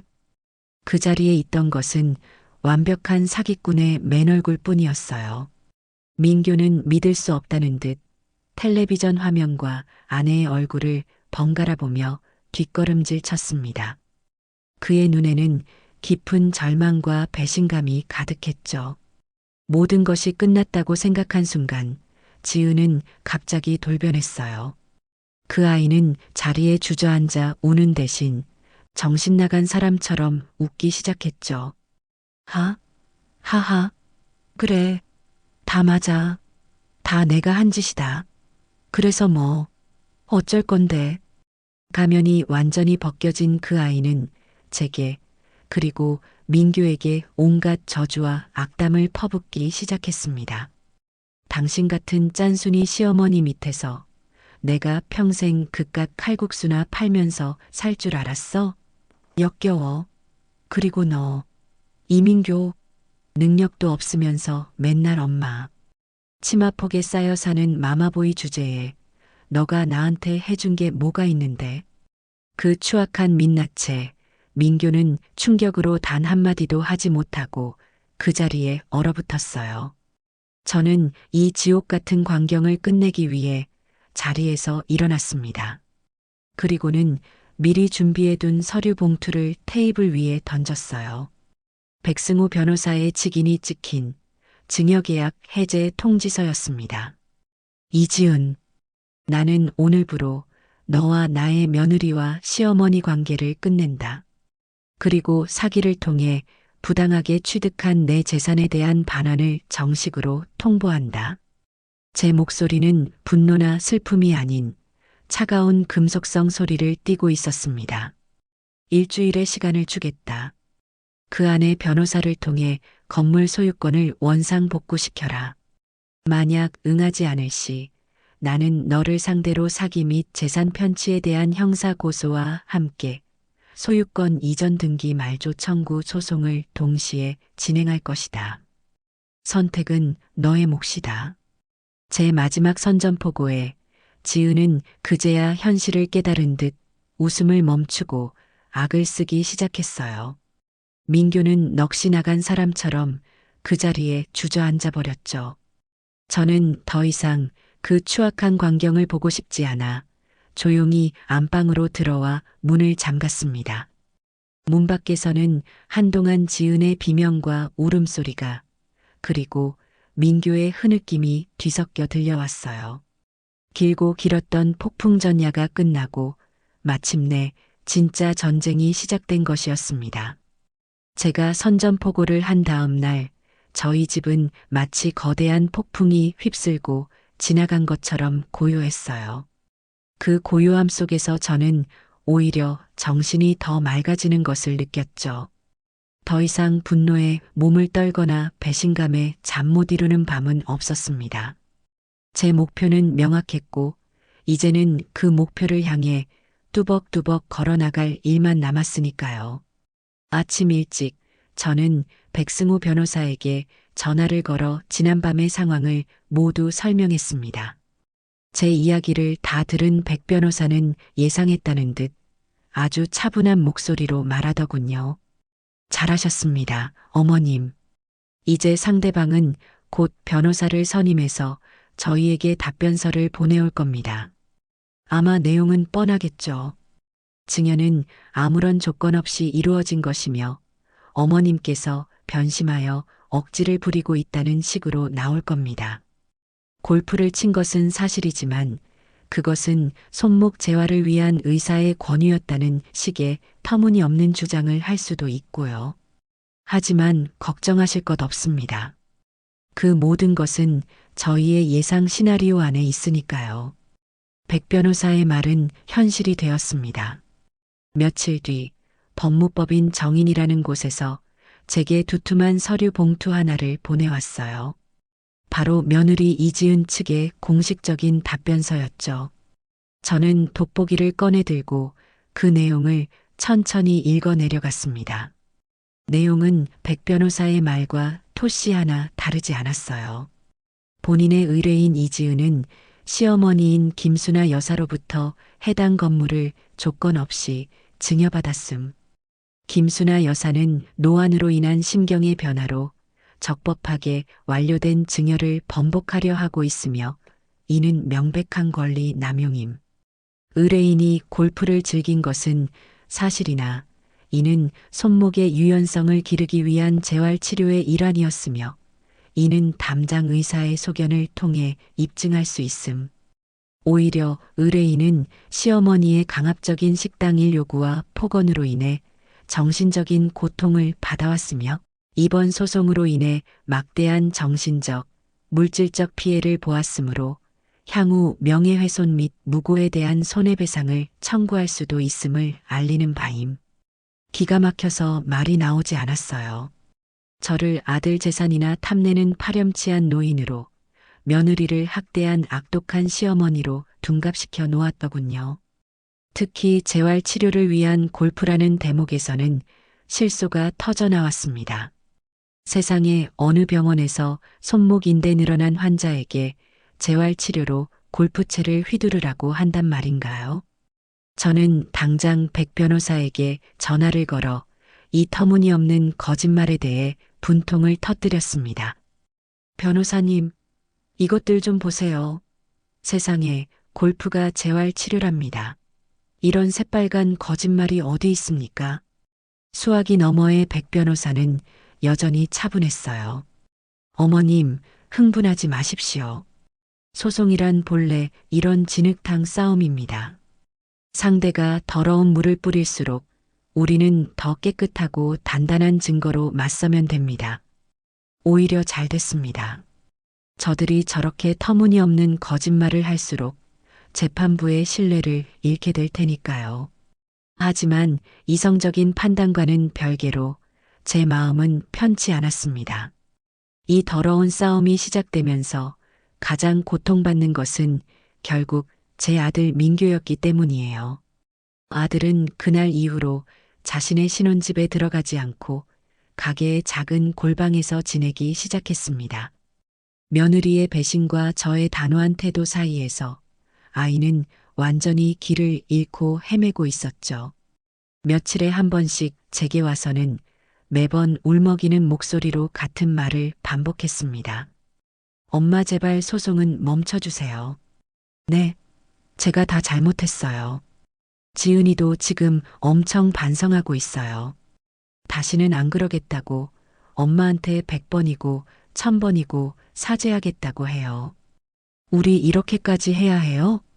저는 아들의 목소리를 들을 때마다 가슴이 미어졌어요. 하지만 마음이 약해져서는 안 된다고 스스로를 다잡았죠.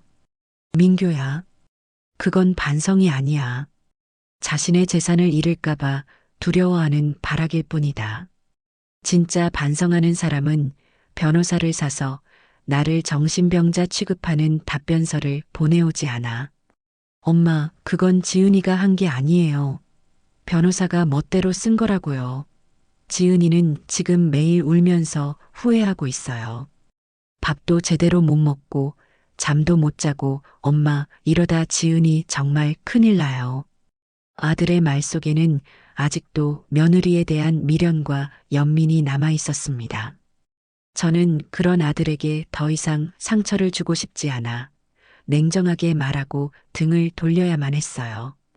그 아이가 큰일이 나든 말든 이제 나와는 상관없는 일이다. 그리고 너도 정신 차려라, 이민교. 언제까지 그 계집의 거짓 눈물에 속아 넘어갈 생각이냐. 아들을 돌려보내고 나면 늘 제 마음이 더 아팠습니다. 하지만 이 싸움을 시작한 이상 어설픈 동정심으로 물러설 수는 없었어요. 백 변호사는 이런 교착 상태를 타개하기 위해 새로운 증거를 수집해야 한다고 말했습니다. 어머님, 저희가 조금 더 공격적으로 나갈 필요가 있겠습니다.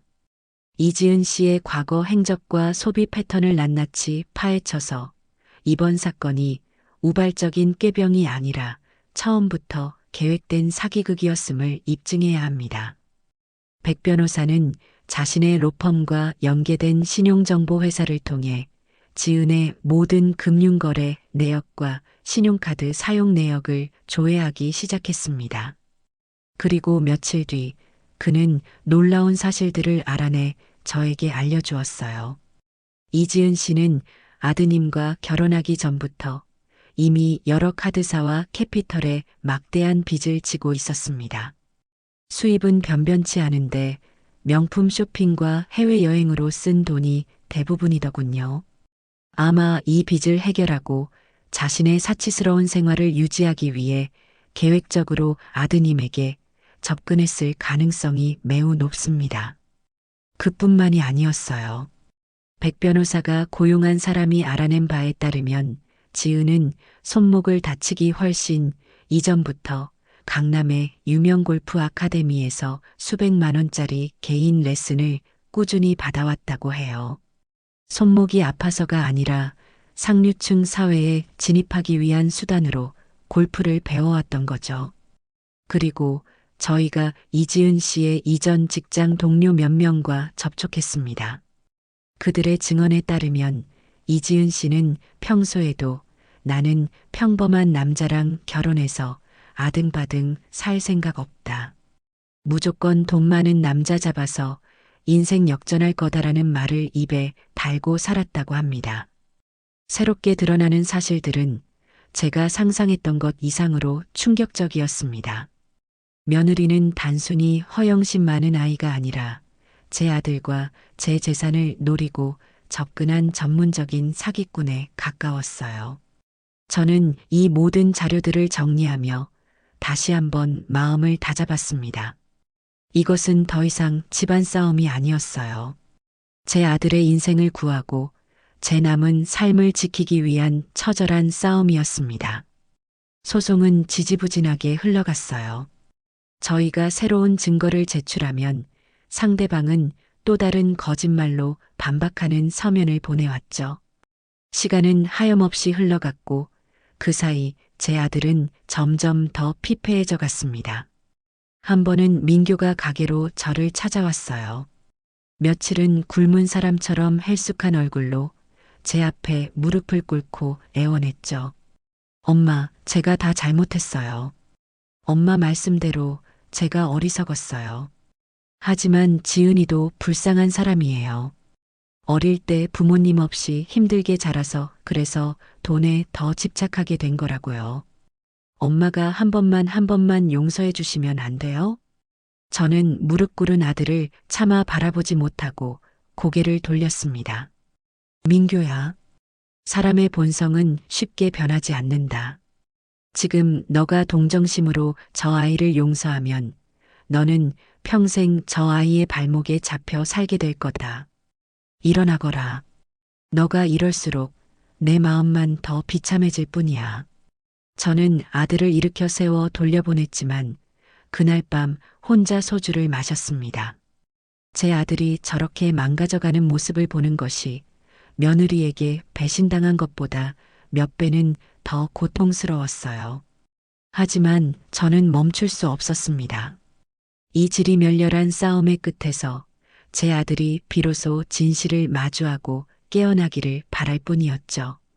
법적 다툼이 길어지면서 아들 부부의 신혼집은 그야말로 전쟁터가 되어가고 있었어요. 제가 직접 본 것은 아니지만 나중에 모든 것이 끝나고 민교에게 들어서 알게 된 사실들이죠. 소송이 자신에게 불리하게 돌아가고 있다는 것을 직감한 순간부터 지은은 그동안 애써 유지해왔던 마지막 가면마저 집어던졌다고 해요. 그 모든 분노와 불안의 화살은 고스란히 제 아들 민교에게로 향했습니다. 다 너 때문이야. 이 무능한 놈아. 어느 날 저녁 법원에서 온 또 다른 서류를 확인한 지은이 민교에게 컵을 집어던지며 소리쳤다고 해요. 지 엄마 하나 제대로 구슬리지 못해서 이 사달을 만들어? 너가 정말 남자 구실, 아들 구실을 제대로 했으면 진작에 그 늙은이 재산 전부 우리 명의로 돌려놨어야지. 그럼 이런 귀찮은 소송 따위 할 필요도 없었잖아. 민교는 그동안 사랑한다고 믿었던 아내의 입에서 쏟아져 나오는 끔찍한 막말에 아무 대꾸도 할 수 없었다고 합니다. 그저 충격으로 그 자리에 얼어붙어 있었을 뿐이죠. 지은의 폭언은 거기서 그치지 않았어요.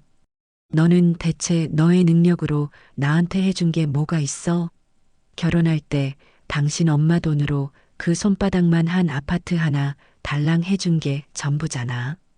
번듯한 외제차 한 대라도 사줬냐고. 맨날 그놈의 칼국수 가게 번 돈으로 유세는 있는 대로 다 떨고. 내가 너 같은 마마보이랑 결혼한 게 내 인생 최대의 실수다. 매일같이 반복되는 폭언과 저주 속에서 민규의 영혼은 서서히 병들어가고 있었습니다. 그동안 굳게 믿어왔던 아내의 사랑이 사실은 돈을 목적으로 한 치밀한 연극이었다는 사실을 마주하는 것은 끔찍한 고통이었을 거예요. 결정적인 사건은 변호사 비용 문제로 터졌습니다. 소송이 길어지면서 수임료와 성공 보수금은 눈덩이처럼 불어났죠. 자신의 명품백과 옷들을 중고시장에 내다 팔며 겨우 비용을 감당하던 지은은 마침내 민규에게 상상도 못할 요구를 해왔다고 해요. 가서 당신 엄마한테 돈 좀 받아와. 뭐라고? 내 변호사비 내야 할 거 아니야. 이게 다 누구 때문에 시작된 싸움인데. 당신 엄마가 시작한 거니까 당신 엄마가 책임져야지. 가서 그 영감탱이한테 당장 내 변호사비 대놓으라고 해. 안 그러면 나 정말 무슨 짓을 할지 몰라. 그 말을 듣는 순간 민규는 머리를 아주 세게 한 대 얻어맞은 기분이었다고 합니다. 자신의 어머니에게 아내의 변호사비를 달라고 말하라니요. 그것은 인간으로서 넘지 말아야 할 선을 넘는 요구였습니다. 민규는 처음으로 지은에게 단호하게 반박했다고 해요. 그건 안 돼. 내가 어떻게 엄마한테 그런 말을 해. 절대 못해. 그러자 지은은 기다렸다는 듯이 비웃으며 말했답니다. 그럴 줄 알았다. 이 마마보이 자식. 넌 평생 그렇게 엄마 치마폭에나 쌓여서 살아라. 나는 너 같은 놈이랑 더는 못 살아. 이혼해. 당장 이혼하자고.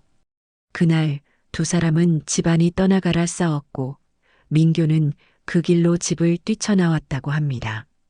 갈 곳이 없던 민규가 찾아온 곳은 결국 제 칼국수 가게였어요. 마지막 손님까지 다 떠나고 제가 혼자 남아 가게를 정리하고 있을 때였죠. 가게 문이 조심스럽게 열리고 며칠 사이에 10년은 늙어버린 듯한 아들이 들어섰습니다. 민규는 아무 말 없이 제 앞에 와서 털썩 무릎을 꿇었어요.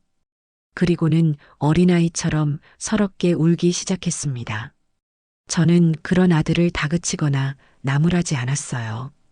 그저 묵묵히 아들의 어깨를 토닥여주며 실컷 울도록 내버려 두었죠.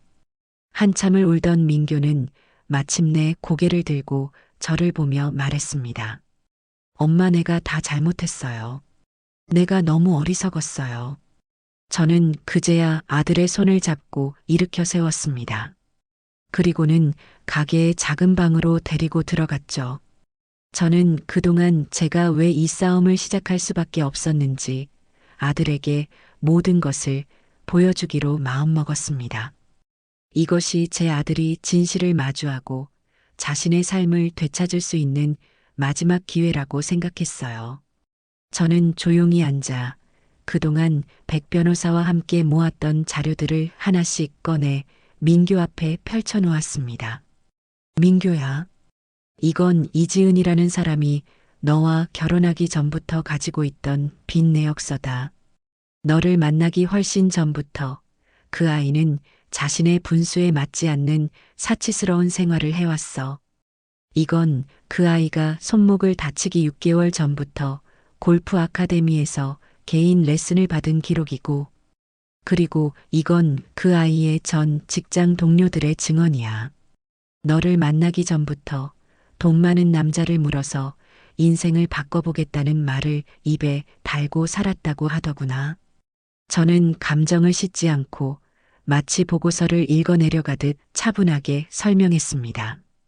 제 목소리에는 원망이나 비난이 담겨 있지 않았어요.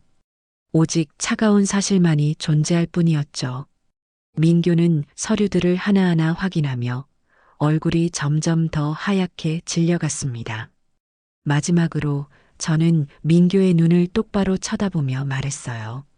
아들아, 나는 이지은이라는 사람이 밉지 않다. 그저 불쌍할 뿐이지. 하지만 나는 내 아들이 저런 사기꾼에게 평생을 저당 잡혀 사는 것은 눈 뜨고 볼 수가 없어. 선택은 너의 몫이다. 저 아이의 곁으로 돌아가 평생을 거짓과 기만 속에서 살 수도 있겠지. 아니면 지금이라도 모든 것을 바로잡고 너 자신의 인생을 되찾을 수도 있다. 어떤 선택을 하든 나는 너의 엄마로서 너의 결정을 존중하겠다. 하지만 이것 하나만은 기억하거라. 진실을 외면하는 대가는 생각보다 훨씬 더 고통스럽다는 것을. 제 말이 끝나고 방 안에는 긴 침묵이 흘렀습니다.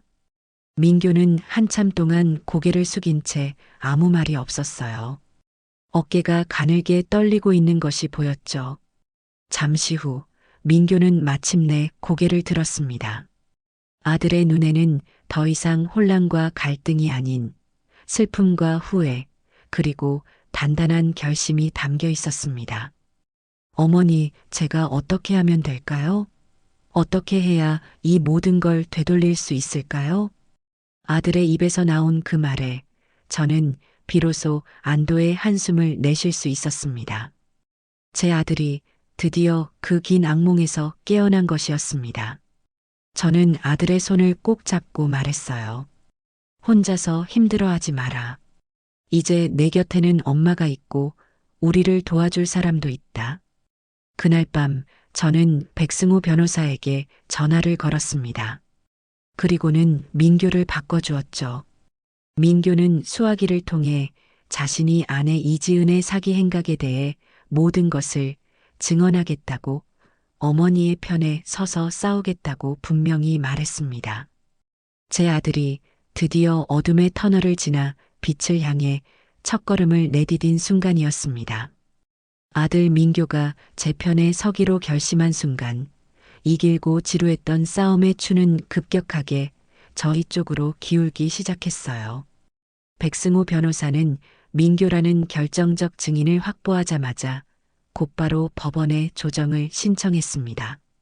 재판까지 가서 시간과 감정을 소모하기보다는 조정 절차를 통해 상대방의 항복을 받아내고 신속하게 사건을 마무리 짓는 것이 최선이라는 판단이었죠. 조정 기일은 생각보다 빨리 잡혔고 저희는 마지막 결전을 위해 만반의 준비를 했습니다. 조정 기일 며칠 전 민규는 백 변호사의 사무실을 찾아가 몇 시간에 걸쳐 증언 내용을 정리했어요. 그동안 아내의 눈치를 보며 차마 제게 말하지 못했던 더욱 충격적인 사실들이 민규의 입을 통해 쏟아져 나왔죠. 지은이 건물을 증여받기 전 밤마다 인터넷으로 증여받은 재산 이혼 시 재산 분할 같은 것들을 검색했다는 사실. 건물을 받자마자 제게는 알리지도 않고 유명한 건축사무소를 찾아가 건물 리모델링과 용도 변경 상담을 받았다는 사실. 그리고 저를 요양원에 보내버릴 계획까지 세웠다는 사실까지도요. 이지은 씨는 민규 씨에게 어머니는 어차피 나이도 많으시니 이제 편하게 요양원에 모시고 우리는 우리 인생을 살자는 말을 여러 번 했다고 합니다. 이것은 단순한 사기를 넘어 폐륜적인 행위입니다. 저희는 이 모든 것을 조정위원회에 제출할 것입니다. 백 변호사는 민규의 진술을 모두 문서로 정리하며 승리를 확신하는 미소를 지었습니다. 마침내 조정기일이 되었습니다. 저는 민규와 함께 법원 조정실로 들어섰어요. 잠시 후 굳은 표정의 지은이 자신의 변호사와 함께 들어왔죠.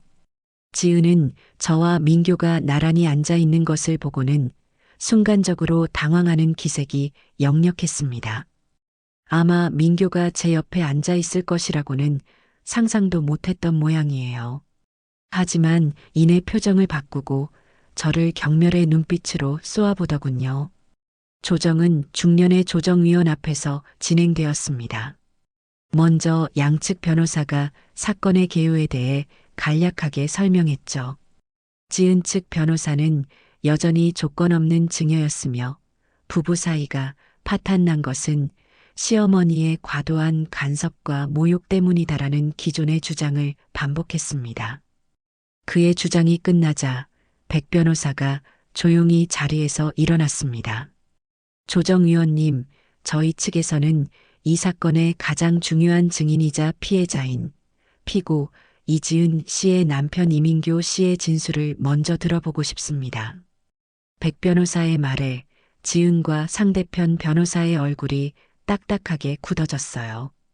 민교는 떨리는 기색 없이 차분하게 자리에서 일어나 증인석에 섰습니다. 그리고는 조정위원을 바라보며 준비한 이야기들을 하나씩 풀어놓기 시작했습니다. 저는 아내 이지은에게 철저히 속았습니다. 민교는 아내를 처음 만난 순간부터 아내가 어떻게 자신과 어머니에게 계획적으로 접근했는지, 손목 부상을 어떻게 연기했는지, 건물을 손에 넣기 위해 어떤 거짓말들을 사주했는지를 낱낱이 고백했어요. 제 아내는 건물을 증여받은 다음 날부터 저에게 이제 저 늙은이랑은 연을 끊어도 된다고 말했습니다. 그리고 어머니를 요양원에 보내고 건물을 팔아 그 돈으로 해외로 이민을 갈 계획까지 세웠습니다. 저는 그 모든 것이 저를 사랑해서 하는 말인 줄로만 알았습니다. 제가 너무나 어리석었습니다. 민교의 증언이 이어지는 동안 조정실 안에는 무거운 침묵이 흘렀어요. 지은은 믿을 수 없다는 표정으로 민교를 쏘아보며 입모양으로 온갖 욕설을 하고 있었죠. 마침내 민교의 증언이 끝나자 백 변호사는 준비해온 결정적인 증거들을 테이블 위에 올려놓았습니다. 지은의 막대한 카드 빚 내역, 골프 레슨 기록, 그리고 민교의 진술을 뒷받침하는 녹취 파일까지. 조정위원님, 이 모든 증거와 남편의 증언을 종합해 볼 때 피고 이지은 씨의 행위가 명백한 사기 및 망은 행위에 해당한다는 것은 더 이상 의심의 여지가 없습니다. 만약 이 조정이 결렬되어 정식 재판으로 가게 될 경우 저희는 소유권 반환 소송과 더불어 이지은 씨를 사기 혐의로 형사 고소할 예정입니다. 백 변호사의 마지막 말은 사실상의 최후 통첩이었습니다. 형사 고소라는 말이 나오자 지은의 변호사는 얼굴이 사색이 되어 옆에 앉은 지은에게 무언가 다급하게 속삭이기 시작했어요. 아마 지금 항복하지 않으면 재산은 물론이고 전과자까지 될 수 있다는 현실을 알려주는 것이었겠죠. 잠시 동안 두 사람 사이에 격한 언쟁이 오가는 듯 하더니 결국 지은의 변호사가 먼저 백기를 들었습니다. 조정위원님, 저희 의뢰인은 김수나 여사님의 제안을 모두 수용하겠습니다. 증여받은 건물은 즉시 반환하고 소송과 관련된 모든 권리를 포기하겠습니다. 그 말을 듣는 순간 지은은 안 돼, 말도 안 돼, 라고 소리치며 발악했지만 이미 엎질러진 물이었습니다. 조정은 그대로 성립되었고 지은은 조정 합의서에 서명하라는 조정위원의 말에 결국 떨리는 손으로 펜을 들어 자신의 이름을 적었습니다. 그토록 원했던 건물의 소유권을 포기한다는 서류에 제 손으로 직접 서명하는 그 순간 지은의 얼굴에 떠오른 절망과 분노를 저는 평생 잊지 못할 거예요. 조정실을 나오자마자 지은은 제게 달려들어 악을 썼어요. 너가 이긴 것 같지? 두고 봐. 내가 너를 그리고 그 배신자를 절대로 가만두지 않을 거야. 하지만 그 발악은 더 이상 제게 아무런 위협도 되지 못했습니다. 민교가 조용히 제 앞을 막아서며 지은에게 말했어요. 그만해, 이지은. 너는 이제 내 아내도 아니고 우리 가족도 아니야. 내일 아침 법원에서 보자. 민규는 그 말을 끝으로 제 손을 잡고 법원을 빠져나왔습니다. 하늘은 믿을 수 없을 만큼 파랗고 공기는 상쾌했어요. 길고 길었던 전쟁이 드디어 끝난 것이었습니다. 저는 승리했지만 이상하게도 기쁘지는 않았어요. 그저 제 아들의 손을 잡고 묵묵히 걸을 뿐이었죠. 이제 남은 것은 부서진 상처들을 치유하고 저희의 삶을 다시 일으켜 세우는 일이었습니다. 그리고 저는 그 일을 해낼 수 있을 거라고 믿었어요. 제 옆에는 이제 정신을 차린 제 아들이 함께 있었으니까요. 조정실에서 나온 다음 날 아들 민규는 곧바로 이혼 서류를 법원에 제출했어요. 모든 진실이 드러난 마당에 지은이 버틸 힘은 없었죠. 결국 그 아이는 위자료 한 푼 받지 못하는 조건으로 순순히 이혼 서류에 도장을 찍고 제 아들의 인생에서 완전히 사라졌습니다. 건물 소유권을 되찾는 절차도 백 변호사가 일사천리로 진행해 주었고요. 그렇게 법적으로 모든 것이 제자리로 돌아왔지만 제 마음은 어쩐지 허전하고 시리기만 했습니다. 이긴 것은 분명한데 승리의 기쁨 같은 건 조금도 느껴지지 않았거든요. 민규는 그날 이후로 자신의 신혼집이었던 아파트에 들어가지 않고 가게에 딸린 작은 골방에서 지내기 시작했어요. 저는 아들에게 아무것도 묻지 않았고 아들도 제게 아무 말도 하지 않았습니다. 우리는 마치 시간이 모든 것을 해결해 줄 거라는 듯 서로의 상처를 못 본 척하며 며칠을 보냈죠. 그러던 어느 날 아침이었어요. 제가 평소처럼 가게 문을 열고 육수를 끓일 준비를 하고 있는데 골방에서 나온 민규가 제 앞에 와서 섰습니다. 며칠 사이에 얼굴이 반쪽이 된 아들은 한참을 망설이다가 겨우 입을 열더군요. 어머니, 저 여기서 일하면 안 될까요? 저는 말없이 아들을 쳐다보았습니다. 아들은 제 시선을 피하며 말을 이었어요. 설거지부터 다시 시작하겠습니다. 뭐든지 시켜만 주세요. 아들의 목소리에는 변명도 어설픈 위로를 바라는 마음도 없었어요. 그저 자신이 저지른 어리석은 짓을 땀으로 씻어내고 싶다는 절박함만이 담겨 있었죠. 저는 그런 아들에게 길게 대답하지 않았습니다. 그저 주방 한쪽을 턱짓으로 가리키며 말했어요. 앞치마 저기 있다. 그날부터 민규는 제 식당의 설거지꾼이 되었습니다. 처음에는 서툴기 짝이 없었어요. 그릇을 깨먹기 일쑤였고 바닥은 늘 물바다였죠. 하지만 아들은 단 한 번도 힘들다는 내색을 하지 않았습니다. 묵묵히, 정말 소처럼 묵묵히 자기에게 주어진 일을 해냈어요.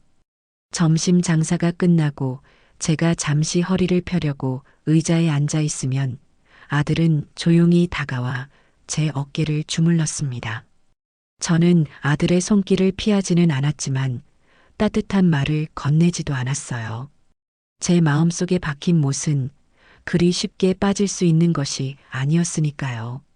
하지만 산더미 같은 그릇 더미 앞에서 땀으로 목욕을 하며 묵묵히 일하는 아들의 뒷모습을 볼 때마다 얼음장 같던 제 마음에도 아주 조금씩 온기가 도는 것을 느낄 수 있었습니다. 건물 등기부등본이 다시 깨끗하게 제 이름으로 정리되고 며칠 뒤 저는 가장 먼저 해야 할 일을 하기 위해 집을 나섰습니다.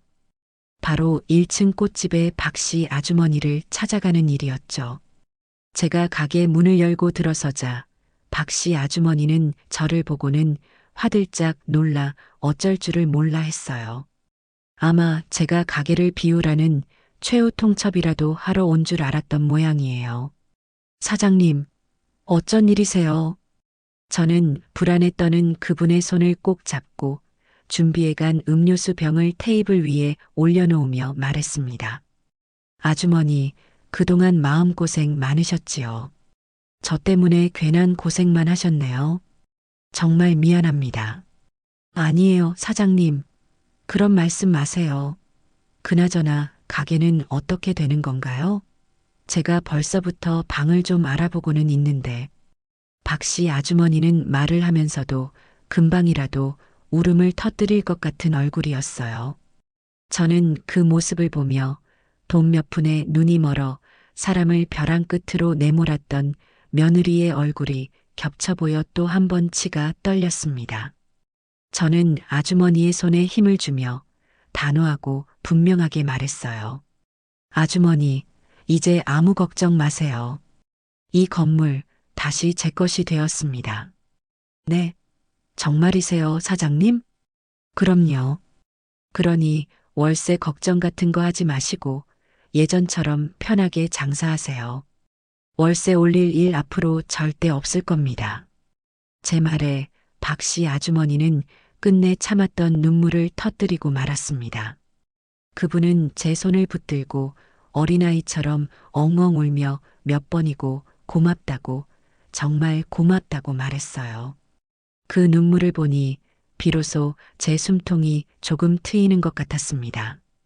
빼앗겼던 것을 되찾는 것보다 제자리로 돌아와야 할 것을 바로잡는 것이 더 중요하다는 것을 저는 그날 박 씨 아주머니의 눈물을 보며 깨달았습니다. 그렇게 몇 번의 계절이 흘렀어요. 제 식당은 다시 예전처럼 활기를 되찾았고 제 옆에는 이제 제법 능숙하게 일을 해내는 아들 민교가 함께하고 있었죠. 아들은 더 이상 설거지만 하지 않았어요. 반죽하는 법을 배우고 육수를 내는 법을 익혔으며 이제는 홀에 나가 손님들을 맞는 일도 제법 자연스러워졌습니다. 우리는 예전처럼 많은 대화를 나누지는 않았지만 굳이 말하지 않아도 서로의 마음을 알 수 있었어요. 매일 아침 함께 밀가루 반죽을 치대고 점심 장사를 위해 육수를 끓이는 그 고된 노동의 시간이 우리 모자에게는 가장 좋은 치료제가 되어 주었습니다. 어이구, 총각. 이제는 아주 사장님 다 됐네. 서빙하는 폼이 아주 일품이야. 오랜 단골 손님이 민규에게 칭찬을 건네자 아들은 어색하게 웃으며 뒷머리를 긁적였어요. 저는 그 모습을 무심한 척 쳐다보면서도 저도 모르게 입가에 희미한 미소가 번지는 것을 막을 수는 없었습니다. 제 아들이 아주 느리지만 단단하게 자신의 힘으로 다시 일어서고 있었으니까요. 그릇을 되찾아온 전쟁 같은 시간들을 겪으며 저는 참 많은 것을 생각했어요. 피보다 무서운 게 돈이라는 옛말이 하나도 틀리지 않다는 것을 뼈저리게 깨달았죠. 자식이라고 해서 맹목적으로 믿고 모든 것을 내어주는 것이 결코 사랑이 아니라는 것도요. 진짜 사랑은 때로는 매정하게 등을 돌리고 스스로 일어설 수 있도록 냉정하게 지켜봐 주는 것일지도 모른다는 생각을 했습니다. 어느덧 저녁 장사까지 모두 끝나고 마지막 손님을 배웅한 뒤였어요. 텅 빈 가게 안 저는 늘 앉던 창가 자리에 앉아 홀로 차를 마셨습니다. 주방에서는 민교가 묵묵히 마지막 정리를 하고 있는 소리가 들려왔죠. 그 소리가 어쩐지 참 든든하게 느껴졌습니다. 저는 이제 제가 평생 피땀 흘려 모은 재산을 어떻게 지키고 써야 하는지 분명히 알게 되었어요. 이 돈은 더 이상 누군가의 탐욕의 대상이 되어서는 안 됩니다. 저와 제 인생, 그리고 제 곁에서 묵묵히 땀 흘리는 내 아들과 저를 믿고 함께해주는 좋은 사람들을 위해 쓰여야 마땅한 것이었죠.